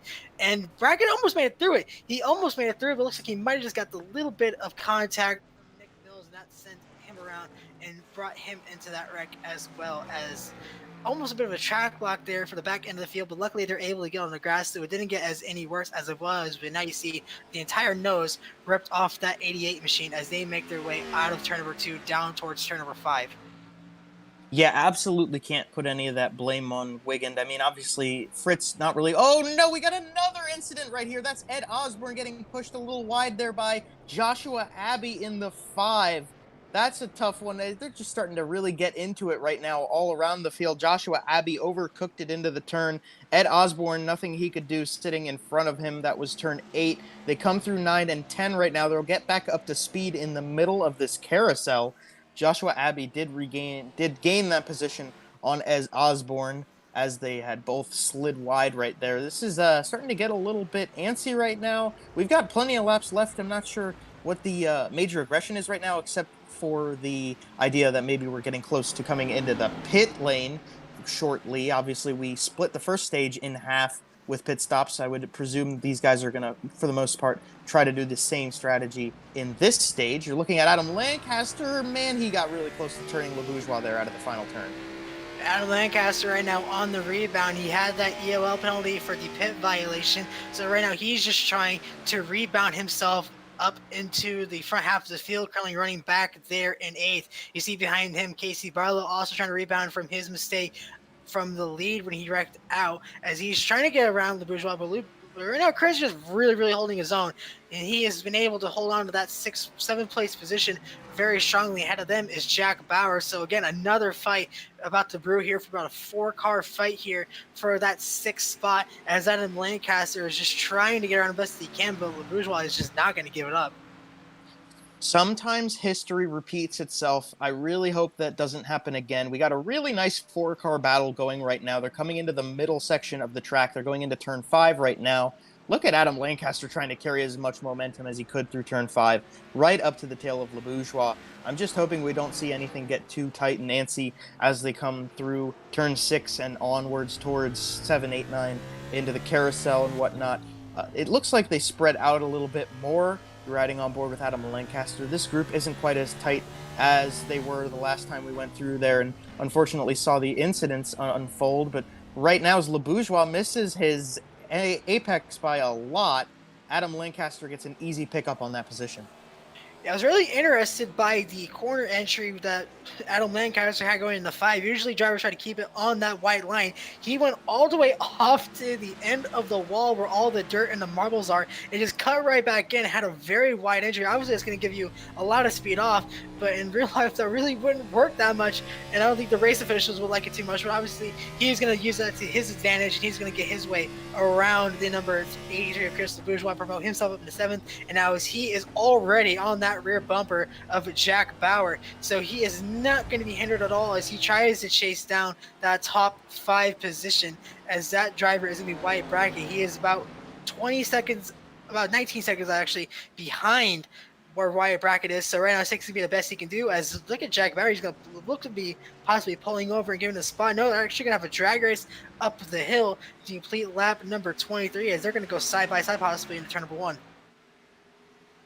They are side by side down the front stretch. Not quite enough that there's a side draft involved in this one, but Adam Lancaster's not giving up, and I would expect him to dive into this corner break a little bit later than Jack Bauer. They're still side by side through turn 1, but they keep each other clear. They stay off of each other. No contact down the run to turn 2 under the Brazen Stratton Bridge. Adam Lancaster completes that pass very respectfully and very properly. 28 car move him up 1 spot on Jack Bauer. We got 4 cars all back together. Adam Lancaster, Jack Bauer, Chris Le Bourgeois. They've all been having really great races running in the midst of this top 10 and trying to now fight to get up towards the top 5. Casey Barlow still trying to hold on to a solid finish after his incident earlier on in the race. You saw Adam Lancaster into turn 5 right there do the same thing he did last time, run out a little bit wider and try to carry more speed through turn 5. That definitely helps him up the hill.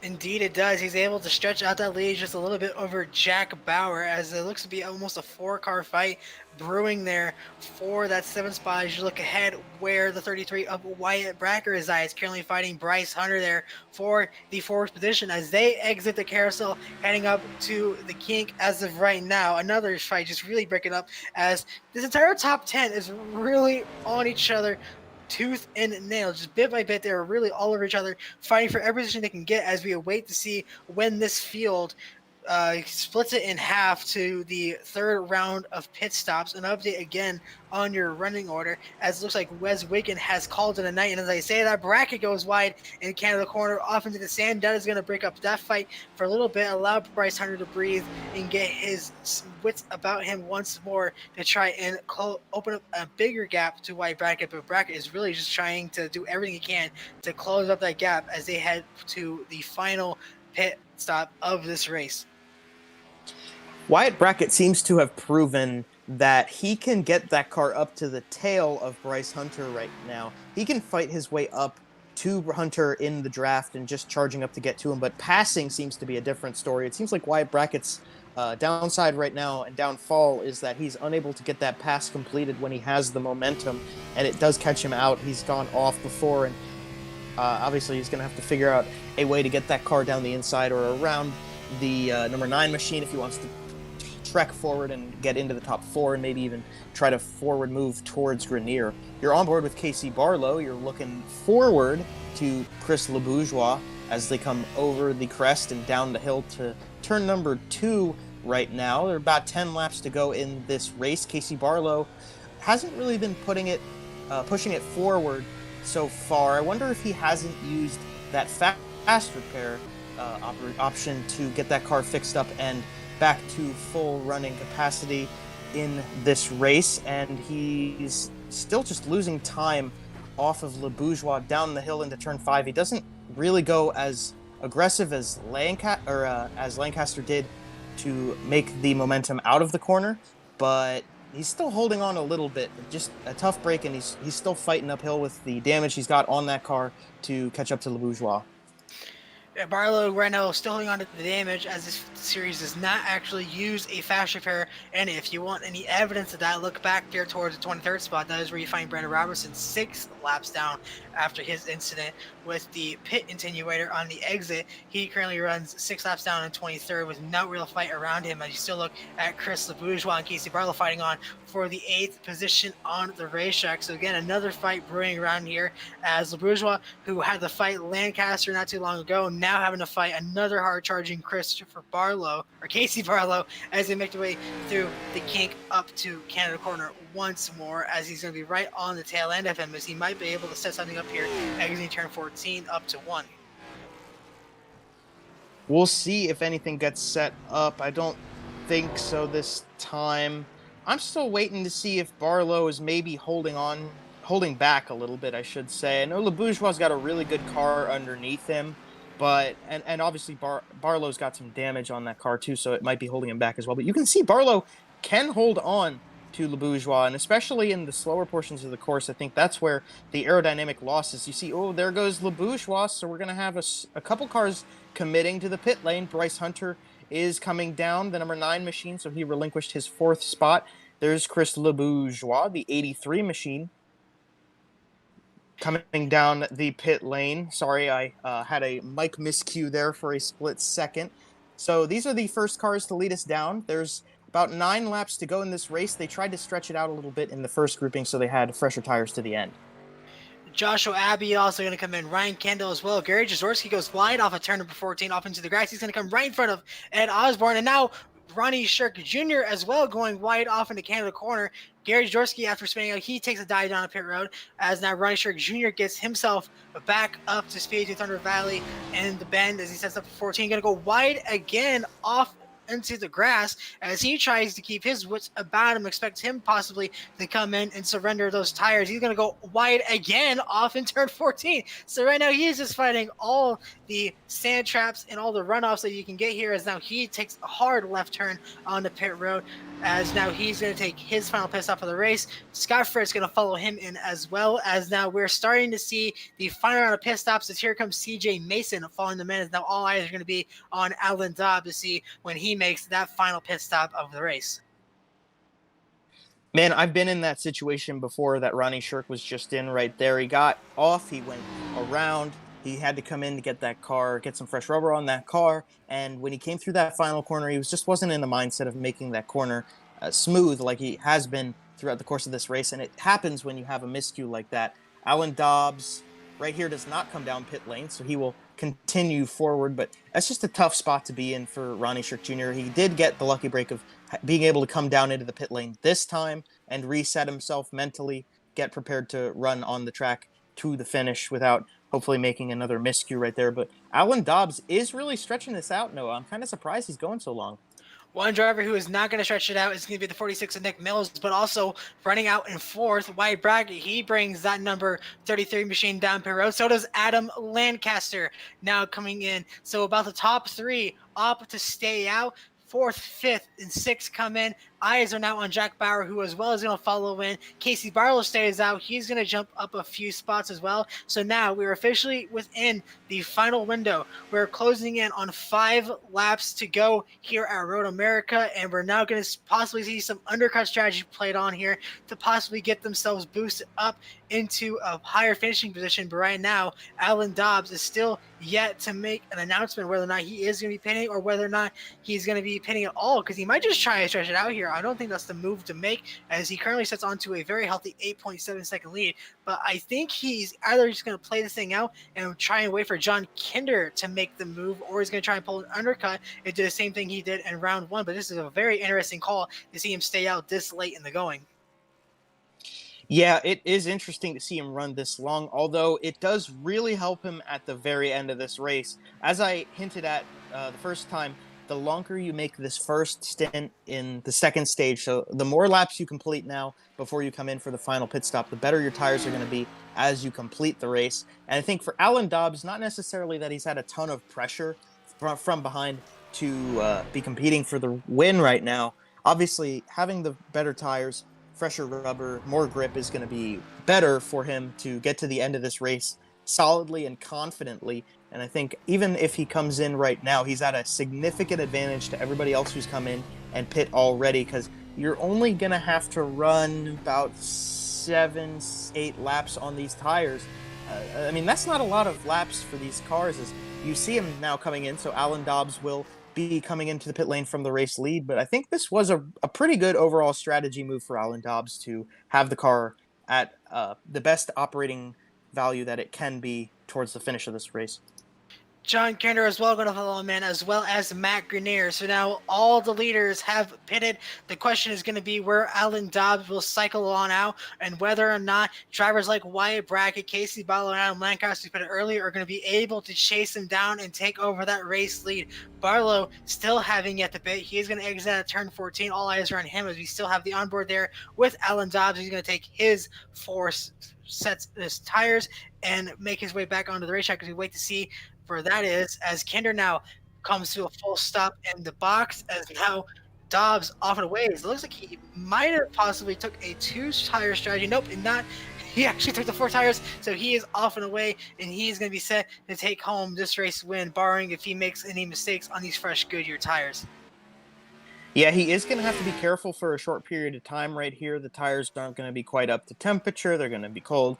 The car's going to be handling very different to how it was when he came into the pit lane, so he doesn't obviously have any pressure behind him to worry about right now. He's pretty often away on his own here in Elkhart Lake, might be in his own zip code even. You see Casey Barlow on the pit lane now, finally getting some fresh rubber on his number 51 machine, but so long as Dobbs can get that car back up to operating temperature and get the tires warmed up and everything, I think he's got a pretty safe bet at this trek to the finish. He's got about 14 seconds over John Kinder right now, and with that pit stop, I think the car's going to be running very well for him.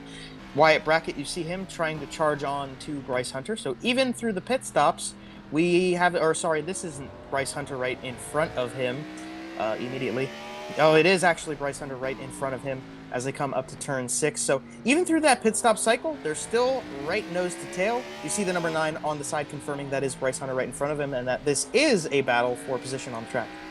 As Hunter actually gets a little bit loose exiting turn number 7, that is going to allow Wyatt Brackett to take the spot. He'll boost himself up. Matt Grenier as well, possibly making a peek to the inside of the number 9 is set up for the carousel, as the number 38 of David Brackett actually slow exit the corner. He's just going to let the leaders by, move on aside, and let them fight on, as now Hunter going to try and chase down Wyatt Brackett once more to retake that position. But Grenier on those fresher tires is easily going to be able to pick these 2 off once he hands up to him, as now he makes his way to the king, setting up for Canada corner once more, as we are approaching lap 30 here in just a little bit. We are on the way to the end of this race. I think it would be time for Grenier to start putting together a charge towards the front. Bryce Hunter, now you see him got off that corner. Oh, he got a little bit outside. He got a little wide there. I think Wyatt Brackett might have done the same thing in Canada corner, because Grenier gained a whole lot of time on both of those cars.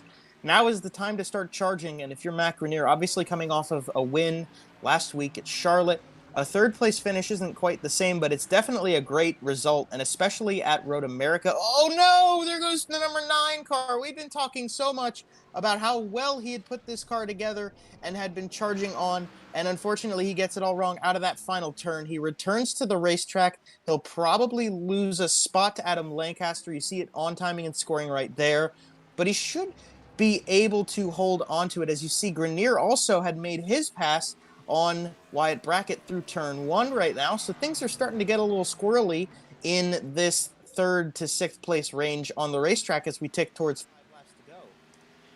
As they make their way down towards number 5 again, we get the replay up on the screen of the number 9 of Bryce Hunter as we get to see what mistake he might have made to cause that. You see them getting really wobbly out of Canada corner off into the sand. Now just trying to gather it back up through the final few corners up and to run up to 14. Hunter trying to keep up with Matt Grenier as best as he can. Tried to apex a little bit too early. Got off into the corner, ran a little bit wide even into the grass, and then just spun him right around. Kept minimal damage. Is off behind him, the 38 David Brackett as well, nosing it into the tire barriers off into 14. He noses it back to the pits. So a separate incident that we weren't able to catch due to the number 9 machine, but T-Rex off into the same corner as now they claim another one as Ronnie Sherrick Jr. as well has opted to take it to the hauler, so he will park it as well here in the final remaining laps of this race. As you look again at David Brackett, just locking the brakes up into 14, off into the sand, and it looks like he might be done for tonight's action. Grenier now holding on strongly to the 3rd place position. Wyatt Brackett still trying to chase him down as much as he can. He has not been able to make a pass yet, but he is still all over the back bumper of that 15 Mustang as they set off into turns Canada corner, and again getting ready to set off for another lap around here at Road America. So Wyatt Brackett's kin, David, definitely not having a good day. Obviously, you want to stay on track and try to trek to the finish, but bringing it to the hauler and bringing it back into the pits off that incident, can't really blame him for that. Wyatt Brackett, meantime, has been having a very solid day. A couple miscues, but he's now in 4th place. He stayed pretty competitive with the rest of the guys around him throughout this one, and that's really great to see. He's still charging on Grenier. I wouldn't say that Grenier's really got him that much. I think Wyatt Brackett's showing he can at least hold on to similar speeds and lap times to Grenier right now, that he could hold on enough that maybe if Grenier makes a small mistake, he'll get back up there, can start charging with him, and then it's going to come down to being able to pass him, which, like I said earlier, I think that's where Wyatt Brackett kind of struggled for a while in this race, but hopefully he learned from those mistakes and he can trek on with Grenier right in front of him, catch up to that Ford Mustang, and maybe give us a nice fight at the end of this race. Absolutely, he can. All it takes is one small mistake, and it can cost you the entire race. You can lose it easily in one corner because you can't win it in the first half. You can't win it in the beginning of the second half. You can easily lose it with even one to go. As Matt Grenier still holding on strongly that 3rd place spot, just minding his business as we now are within the final 6 remaining laps here at Road America. Alan Dobbs still just with a demanding 16-second lead over John Kinder. As Matt Grenier, you see up ahead, still running safely in 3rd with Wyatt Brackett not too far behind, and Adam Lancaster running it back in the 5th spot as he holds on to a very strong top 5 run as the field now pretty much spread out through much of the field. What you see with your onboard is about the closest fight that we have, besides about a possible fight for 5th, 6th, and 7th, but that's stretched out about 10 to 15 seconds. So the fight you see right now is about one of the few fights you see on the racetrack. Right now, Matt Grenier just really strongly holding on that 3rd spot as we get ready to set off for the final 5 laps here tonight. I think that the spreading out that's happening is par for the course for a 4-mile track. Think about Road America. It's just such a long racing facility. These guys are spread out over 4 miles, and so obviously they're going to be spread out enough that we won't have racing side by side the entire way through the event. But it has seemed to stay pretty consistent that we've had at least one nice race to be following throughout the event. There's at least been 2 cars that have been at the same speeds and competing with each other for most of the night, which is really awesome to see because you come to a road course and you wonder how the stock cars are going to handle. These guys obviously are stock car guys. They like running their ovals, their short tracks, their super speedways and whatnot. They do enjoy their road courses, but you don't get them very often. So the experience isn't quite as high, and you wonder about that kind of thing coming into events like this, especially when it's the series' first time at the track. You're watching the number 48 out the front of the number 9 machine. This is a fight shaping up for 6th place. Jack Bauer leading the way into turn number 1. Bryce Hunter showing his nose on the inside, diving to the inside of Jack Bauer. He broke way later. And is he going to make the turn? I got nervous right there that he wasn't, but they kept each other clean, stayed off each other, and they're going to run down the hill to turn 2 right now, still side by side. Really late on the brakes to number 9 to Bryce Hunter as he tries his best to redeem himself for the spin off of 14. They are still side by side as they set off into turn number 5 as he's going to get loose in the grass. Going to lose it. He's going to avoid the number 55 CJ Mason, who was off in the grass trying to get back up to speed. And he is going to lose another spot now to Casey Barlow, who promotes himself up into the 7th spot. Another very close call for the number 9 machine. He's able to keep it going, but again, he was trying to do his best to rebound up into 6th. And instead, he's going to fall back to 8th. Now he's going to have to try and chase down Casey Barlow as you see him get loose again as another pass is made once more as Chris LeBourgeois and Joshua Abbey now swap positions as Joshua Abbey takes over 9th spot. So again, in the final 5 laps, we were talking, possibly thinking these drivers are going to just run out to the end. Not a bit. These guys are still fighting for every bit of position they can, for every point they can to try and safely put themselves up into the top 16 in points, as now Joshua Abbey starting to pull away from LeBourgeois here for the 9th place position as they make their way down to turn number 5 as well. Yeah, Joshua Abbey isn't on the cusp like Bryce Hunter is per se, but obviously the driver of the 5 machine coming off of a very strong performance earlier this week in the LTAC series here on PitStop TV, he is still fighting for positions to get points. He definitely needs to have strong performances and put together good efforts to keep his car in the top 16 and get to the playoffs. Bryce Hunter, I've talked about that a couple times. He needed a really good result, and he needs to have a couple of them consistently, as you see. Josh Abbey almost missed that corner right there. Bryce Hunter, right at the cusp of the 16-spot playoff grid, needs the solid performances. And even though he was further up and has started to fade a little bit, he lost time to Jack Bauer. He got passed by Casey Barlow, and that car is all sorts of loose right now.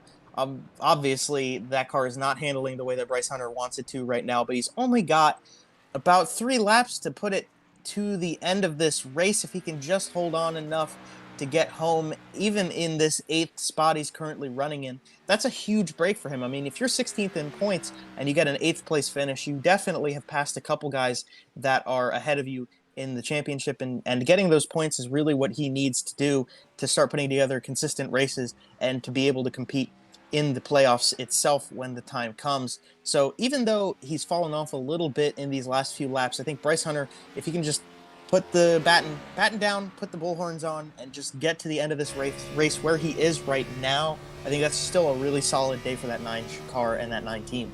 Yeah, especially with about the final 5 spots and points, about 10 points apart. Every position counts, especially as we head off towards the cutoff race later in the season.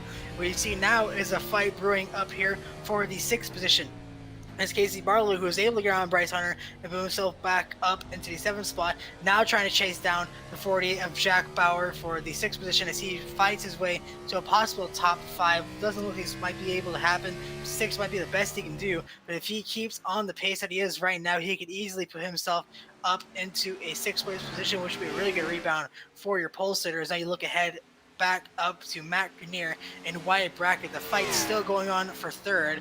These two have been able to keep about a relatively close distance to each other as Brackett just holding as much as he can. Still, whether or not he can able to get the pass is yet to be seen, but he is still just in a perfect spot to where if Grenier makes one small mistake, he can take home a podium position here at Road America, which would do him wonders in the point standings.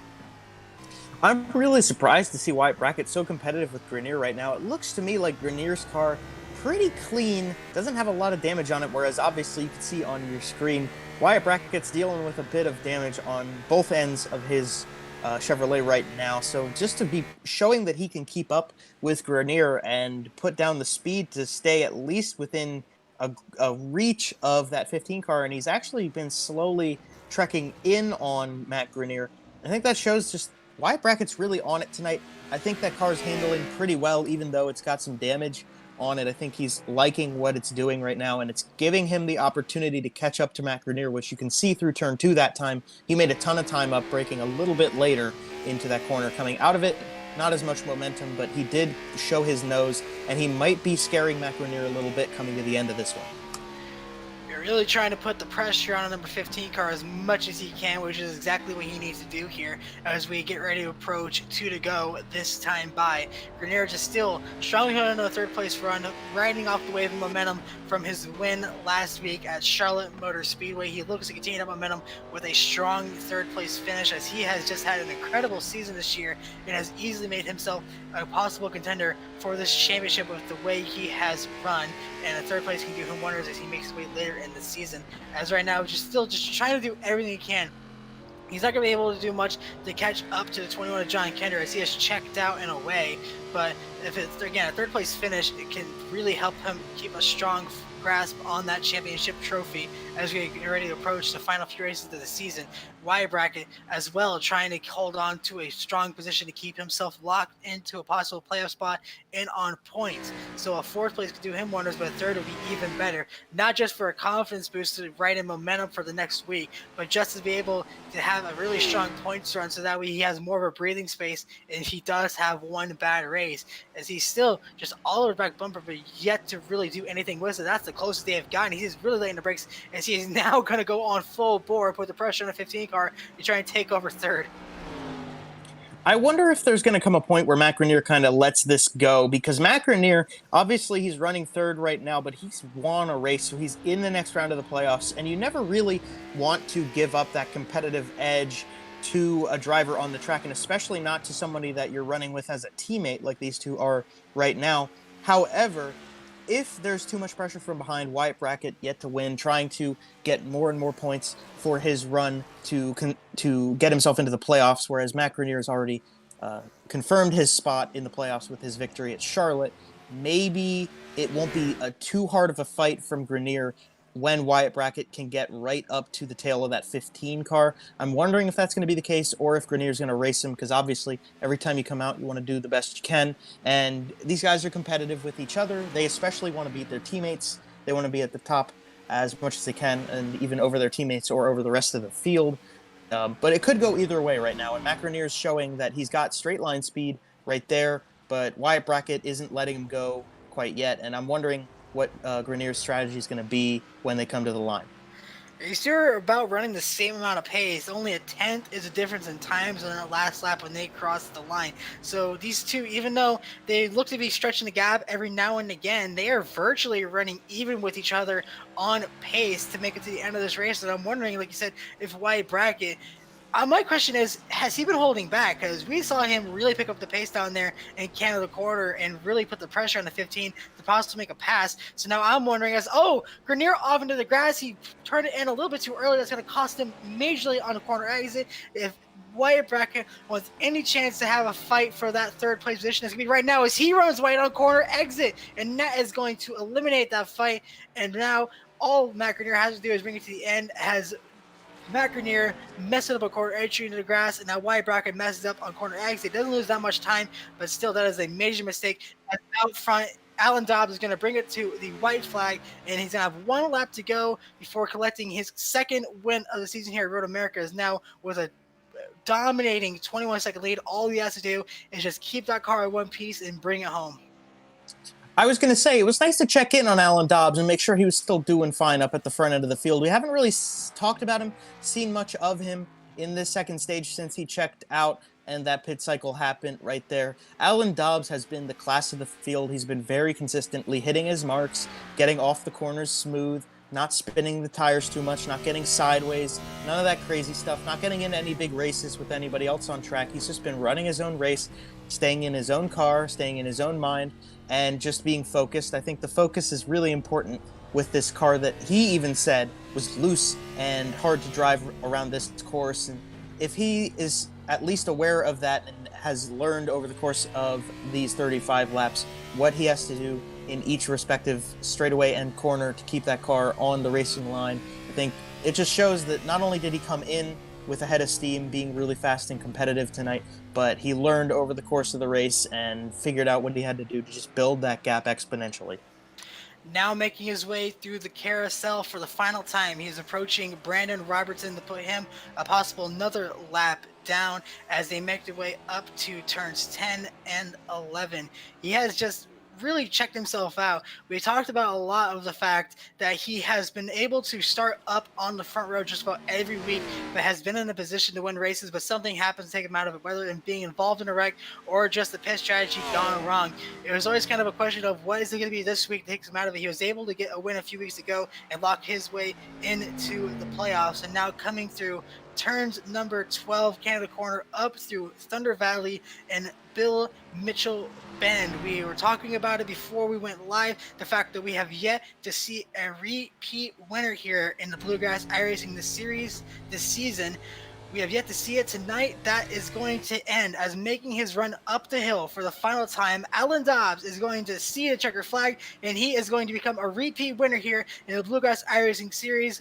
Alan Dobbs wins it here at Road America, as John Kender, 28 seconds back, is going to have to wait, and he will take home second. But Alan Dobbs is victorious here at Road America, and here's the fight for third as they make their way up to turn number 14. There goes side by side. Turner loses it. What we talked about, Wyatt Brackett just waiting for the position to capitalize on it, and that was the mistake he was waiting for. And now Wyatt Brackett is going to take home third for a possible career best finish here in the Bluegrass iRacing Series. Now he's going to take the run and take home an incredible third place finish. I don't know if that was a little bit of lag and a little bit of what they call netcode between those two cars, or if Grenier just tried to get on the throttle too quickly when he saw Wyatt Brackett beside him to race him up to the final corner and try to get back down the inside and take the third place spot. We might have to check that one out after the race. As you see, Adam Lancaster going to round out the top 5 when he comes across the line this time. Bryce Hunter now all over the tail of Jack Bauer and actually gives him a little shove, trying to get some momentum to put himself in front of that 48 car to the line. Pretty cool stuff to see these two side by side at the finish, but Jack Bauer's going to hold on to 7th place over Bryce Hunter at the line. So a good solid performance for both of them. As you see, the rest of the field still going to be trekking through the final lap of this event. You're seeing Chris LeBourgeois, who's running in the 10th position, coming down to Canada Corner for the final time. He will try to put that number 83 in the top 10 and try to get some consistent points for the championship. He's chasing down Ed Osborne right now. I don't know if he's within grasp of catching the 42 to the line, but certainly not going to give up until the checkered flag waves for the 83 car to the final set of turns. I don't think Ed Osborne is within sights, and out of this final chance, Chris LeBourgeois just going to have to run that car up the hill, but still a great performance for that 83 machine. And also to Ed Osborne, we haven't really talked a whole lot about the 42 car tonight, but he pulls home a solid number 10th spot position, actually. So Ed Osborne is going to be rounding out your top 10 tonight.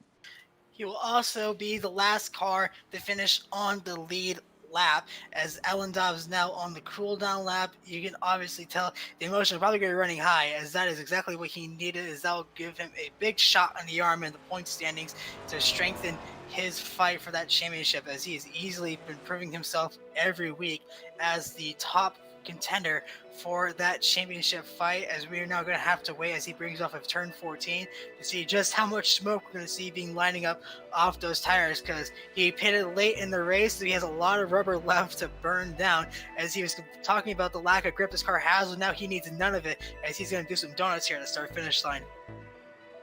Yeah, I wondered about that a little bit on this cool down lap. Obviously he wanted to have fresher tires at the end of the race when he pitted later, but maybe he was thinking about this moment right here where he could burn it down on the front stretch to celebrate the victory, that he wanted a little bit more rubber on the tires so he could have some fun here at the line. Congratulations, Alan, though. That was well deserved. Just a class act performance. That number 3 car was almost unbeatable today. Some guys showed their strength throughout the event with him, but yeah, just no stopping that 3 tonight. He had kept the car in one piece all night, and he's going to save the damage for the end of it as he smacks the wall on each corner of the rear end, as now he is just going to do a donut frenzy on the start finish line, as Alan Dobbs is going to be your race winner here at Elkhart Lake, as now he is going to bring it back down the hill and possibly bring it up towards victory lane to celebrate it once here at Road America. An incredible night of racing on hand. It's just been top to bottom incredible, and we're going to have our interviews here in just a bit to wrap it up here at Road America here in just a second. You see him again, burn it down there at the end of the pits to get it, burn it back up. Again, we'll have our interviews here in just a second to wrap it up here on the post-race show. Stay tuned with us. We'll be back here in just a second to wrap things up here at Road America.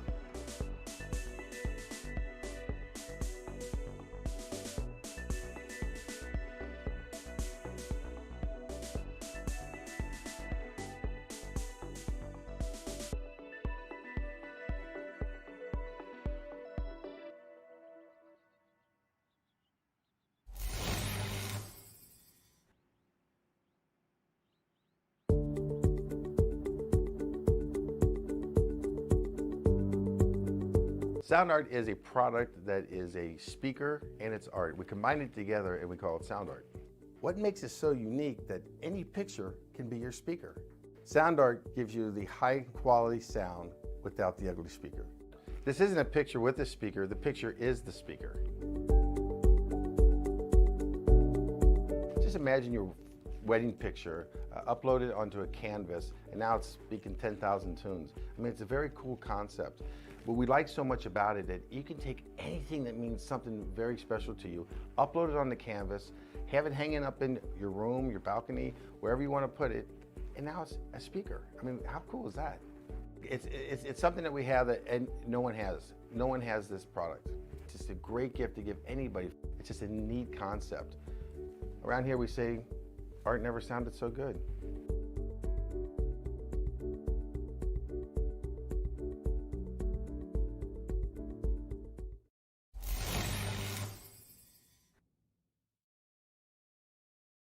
After months of quarantine, we're all interested in how we can become our best self. The team at Permanent Makeup and Cryo is here to help you get the flawless makeup look every day without the extra effort or time. When it comes to your appearance, you deserve the best care that money can buy.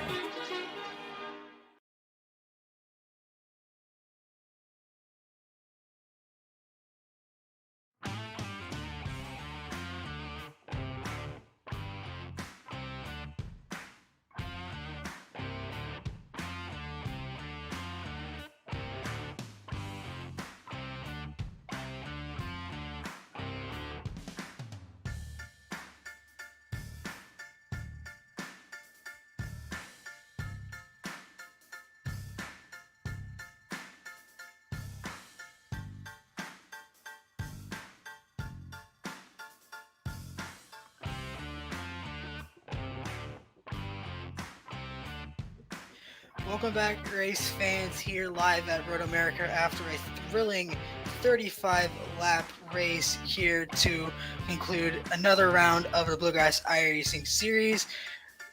Alan Dobbs victorious here at Road America as we wait momentarily to possibly get a word with our race winner as we wait.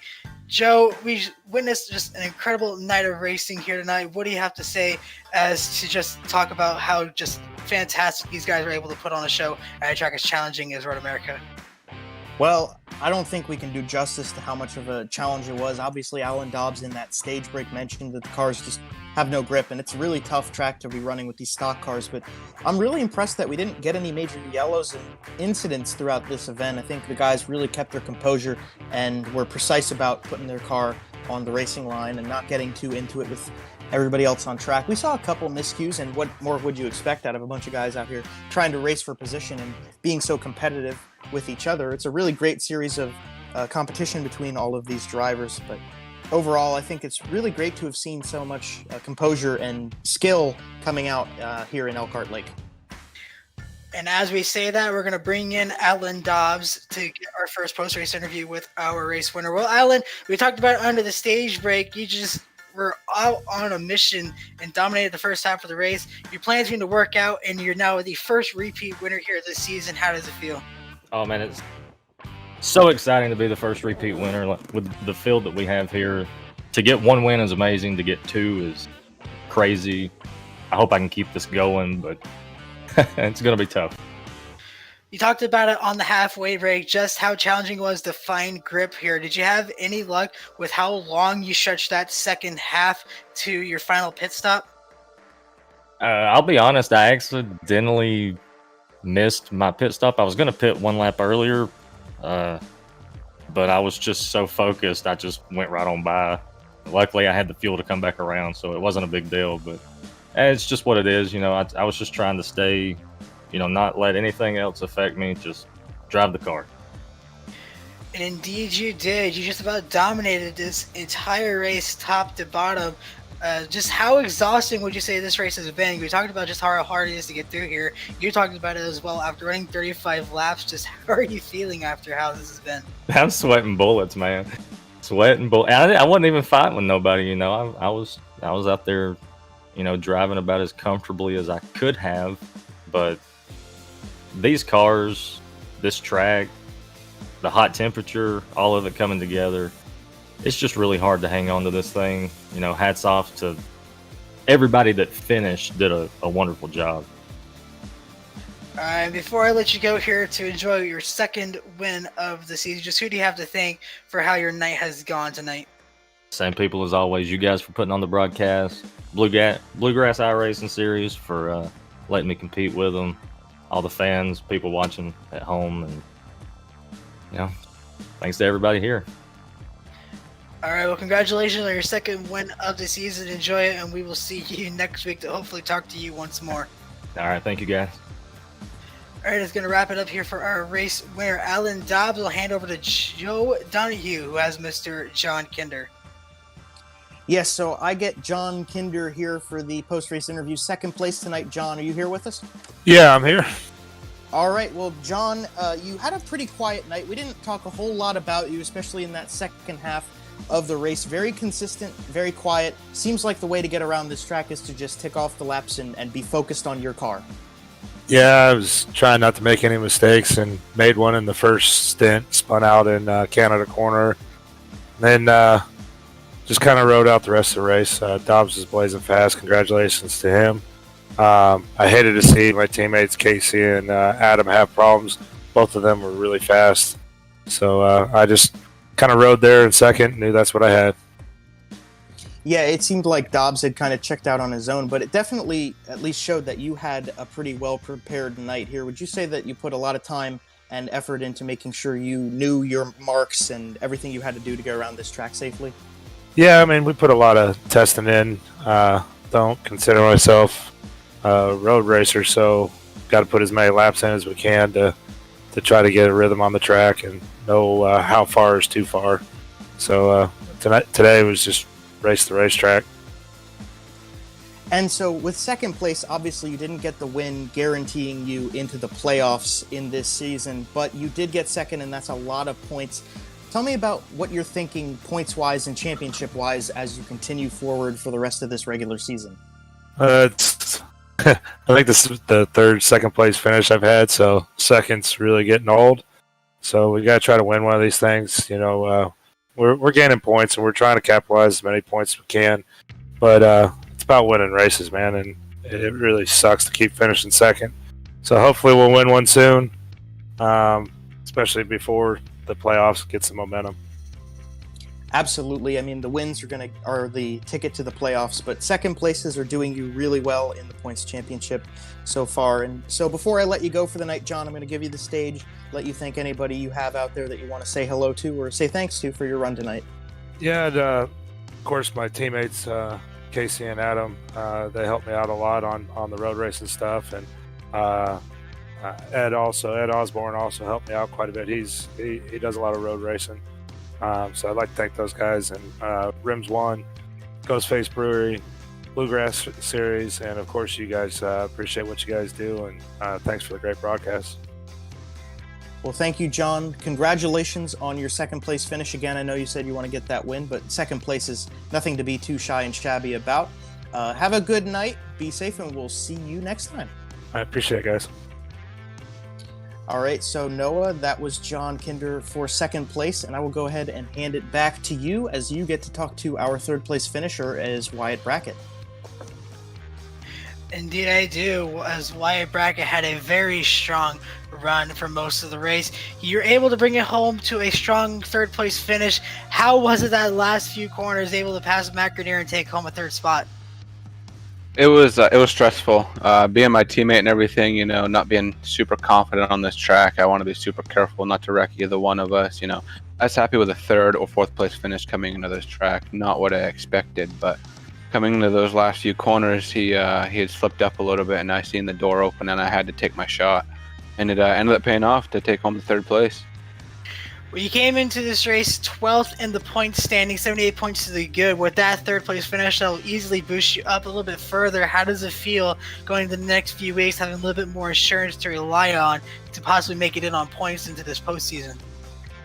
That's what I'm trying to focus on, is just keep being consistent, because if I'm consistent finishing up front, that win will come, and I feel like it's getting close. It's right at my fingertips. So there's a couple races there. I've had a bad couple of finishes, but other than that, it's been a pretty good season so far.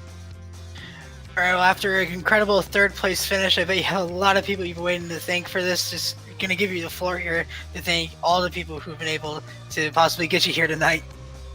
I want to start off with thanking my father. Like I said, this wouldn't be possible without him. He's definitely supported me and helped me get back into this, and everything running good and smooth. And then I want to thank you guys for putting on a great broadcast, and the guys in the Bluegrass iRacing series. It's too fun not to be here.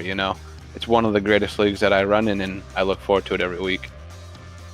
Absolutely, just as much as we look forward to broadcasting. Well, congratulations on a third place finish, and hopefully we get to talk to you some more down the road as we make our way towards the postseason. You guys will definitely hear more from me. You guys have a good night. All right, well, that's going to wrap up our post-race interviews here. We're actually going to have a chance to bring in now Brandon Robertson, who came in here after having a strong performance, and for that, I'll hand it over to Joe Donahue to talk to our current championship leader. Yeah, so I got Brandon Robertson here. Brandon, this is Joe Donahue with PitStop TV. Do you got a copy? Hey guys, how are you? Good, yes I do. All right, well, yes, we're doing pretty well, and you could be doing a little better yourself as well. We want to bring you in because you had a really solid performance at the beginning of this event, but things kind of went a little bit haywire for you tonight. Obviously, you're safe in the playoffs, but it's got to hurt when you have a chance to be competitive at the front end of the field, and it doesn't unravel quite the way you want. Talk us through that little pit incident that we saw earlier on with you coming out of the pits. Yeah, honestly, I was not expecting to have an incident on the pits with, this track's a difficult track to learn, and you put a lot of practice in, and the strategy is pretty straightforward with, pitting every 8 or 9 laps, and I pretty much thought I had a top 3 locked in as long as I could execute on the track, and I just, coming out of the pit, I kind of saw Adam coming up to my left and thought that there was maybe enough room there, and there just wasn't enough room, so it banged the car up pretty bad, and I was just like, oh, whatever, go try to fix it, and I was kind of shocked it actually fixed it. It took 15 minutes, but it allowed me to drink a beer and watch the race, and then we jump back out there to finish the race. Yeah, I was about to mention that myself, the idea that, when a race like this ends, a great way to unwind is to get out of the seat and go grab a cold beer and kind of lay off a little bit and relax. But talk about your car before that. I mean, you were really strong at the beginning stages of this event, running up in the top 3 and whatnot. Do you think if that hadn't have happened, you would have been able to contend with Alan Dobbs for the race win tonight? I think he definitely, there was no touching him on a 5-lap run. He would smoke the field in the short run. I do think that, at the very tail end of a long run, Casey and I both had equal times, but really, I think he just got so far out there that even if you were running a little bit quicker, I mean, what are you going to do when you get to him? It's at that point, it's time to pit, or it's the end of the stage or the race, and it would have been really tough to get by him without him making a mistake.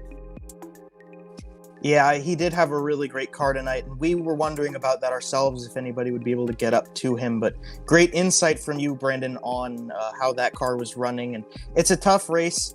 I know this one's probably a tough one for you to swallow, and but on the upside, we race weekly, so you got a race to look forward to next week, and maybe we'll be talking to you in good remarks in maybe a podium finishing position there. But before we let you go, we'll give you the stage. Just anybody you want to shout out quickly on the broadcast?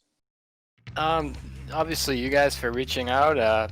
Bluegrass series, it's always great. Congrats to Dobbs on his second win of the year, and obviously Wyatt had a great run, so congrats to him. All right, Brendan, will you take care? This one's definitely one to put in the mirrors, but just gives you a little bit more motivation for next week. So we'll be looking forward to seeing you out on track again next time. Hey, thank you. Appreciate it. Have a good night. You too, sir. And that will conclude our post-race interviews for the night. Noah, nice to get some insight on Brandon Robertson and see what he was thinking about that number 3 car when he was competitive, and then obviously just a tough break for him tonight. But he's got a good outlook on it, and the spirits are high there relative to what they could be. So I'm excited to see what he's got for next time. Absolutely. If it wasn't for that small incident exiting the pits, he could have easily been a strong contender for that top 3 spots. But regardless, we'll now take a rundown of the finishing positions. We just saw Alan Dobbs, your race leader, leading almost the entire 35 laps, almost close to 32. John Kender going to finish in second. Wyatt Bracker going to bring it home in third. Matt Grenier going to bring it home to a 4th place finish. Adam Lancaster rebounds to 5th, as well as Casey Barlow bringing it home in 6th. Jack Bauer with an incredible 7th place finish as Bryce Hunter holds on to the 8th spot. Joshua Abbey going to take home the 9th place position as Ed Osborne is going to round out your top 10. Coming home in 11th place was the number 83 of Chris LeBourgeois, the final car to finish on the lead lap. 12th place was Ryan Kendall in the 68 car, had a little miscue earlier in the race, it finishes 1 lap down. Gary Jaworski in 13th position at the end, also 1 lap down. And behind him in 14th, that number 1 car, the Pennsylvania driver Scott Fritz. In 15th is Nick Mills. The 46 machine is the first of the cars 2 laps down at the end of this one. Michael Brisson kind of had a quiet day, just slowly trekking on. He rounds out 16th position for tonight's event. Daniel Worthington, another driver we didn't really talk a lot about. The 113 car comes home in 17th. And in 18th behind him is the 08 of Nicholas Noggle. CJ Mason had a tough evening, finishing 4 laps down in 19th position. And rounding out the top 20 is going to be that 38 machine of David Brackett. Rounding out the final 5 spots, you're going to find the number 2 of Brandon Robertson bringing home 7 laps down to 21st. Ronnie Shirk Jr. going to bring it home in 22nd. 23rd is going to be 88 of Wes Wiggin. Finishing in 24th is going to be Brian Terry. And then rounding out 25th on the field is going to be Dylan Butler, who parked it earlier in tonight's event. Well, that's going to about wrap it up here for all of us here on the here at PitStop TV Bluegrass iRacing series. I obviously want to give a one last shout out to all our incredible sponsors who support both the series and us as a broadcasting group. Obviously, thanks Rims One Wheels, Tires, and Accessories, and Milner Media and Designs for their support of the Bluegrass iRacing series. And always, as well, a big shout out to our own personal partners here on PitStop TV with groups such as Tucson Sound Art. Your picture, your music, you provide the image you want, and we will custom create a beautiful framed, high-quality canvas with a built-in Bluetooth speaker. With Sound Art, you get the best of both worlds. Visit TucsonSoundArt.com for additional information. And if you do choose to go and buy one of their wonderful products over there, be sure to use the promo code PitStopTV at checkout and receive 10% off your purchase.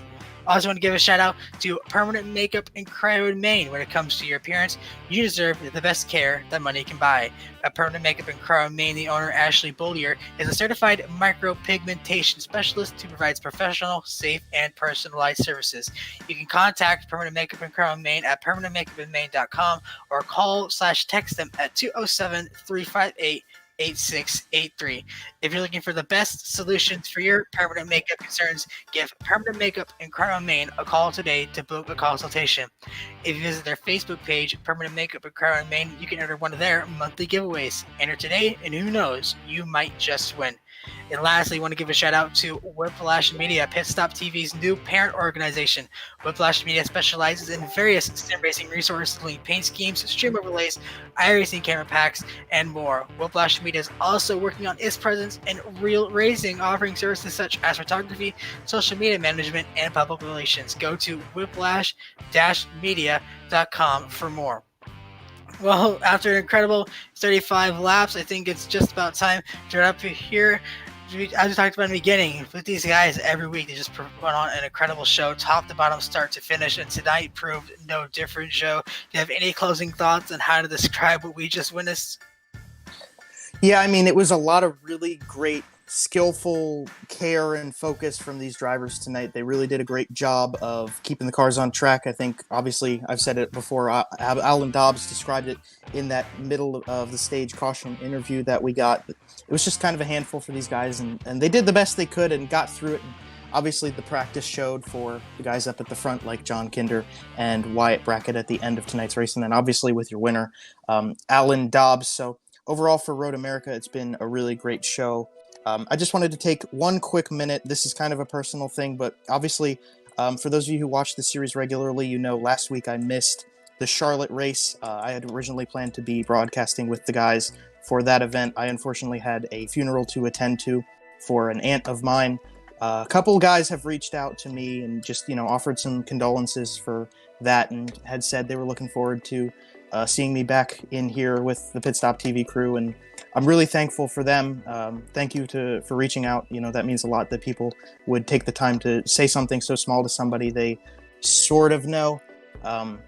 So thank you guys very much for that. And then obviously I would like to thank the PitStop crew, the PitStop TV guys here, Andrew Cardinale, Noah, Trey Shuttlesworth, all the rest of you that are out there. You guys are really special people, and it just did my heart some good to have you guys around to kind of be here and get through all that, have something for me to focus on at that moment, and be here tonight. So thank you guys, and I hope everybody has a good evening. Absolutely. These Bluegrass iRacing guys have always been really close with us and have been really supportive of what we've been able to do. So obviously really great to hear them being able to reach out and be that nice to people in the community. But with that, that's going to conclude our coverage tonight of the Bluegrass iRacing series. We at PitStop TV thank you for tuning in and joining us for tonight's action, and we hope you enjoyed tonight's broadcast. Be sure to tune in Friday for the LTAC Cup Series at Richmond Raceway. Be also sure to tune in Monday for the exciting doubleheader night as the BRP iRacing series takes on Lemonland. Meanwhile, the Pacific Challenge GT3 series heads to beautiful Belle Isle for its third race of the season. And again, to the rest of the week for next week's festivities, including Operation E Motorsports, as they get set to kick off a new season of racing, and next Wednesday for the Bluegrass iRacing series at North Wilkesboro. Make sure to follow us on Facebook at facebook.com/PitStopTV. Be sure to follow us on Twitter at PitStopTV_, and be sure to follow us on Twitch at twitch.tv/pit_stop_TV, and on YouTube by searching up PitStop TV or youtube.com/c/PitStopTV1. For all of PitStop TV, Joe Donahue with me on the mic, Trey Shuttlesworth on social media, Andrew Cardinale fourth in the production booth, and I'm Noah Carmichael. Thank you, and we will see you next time.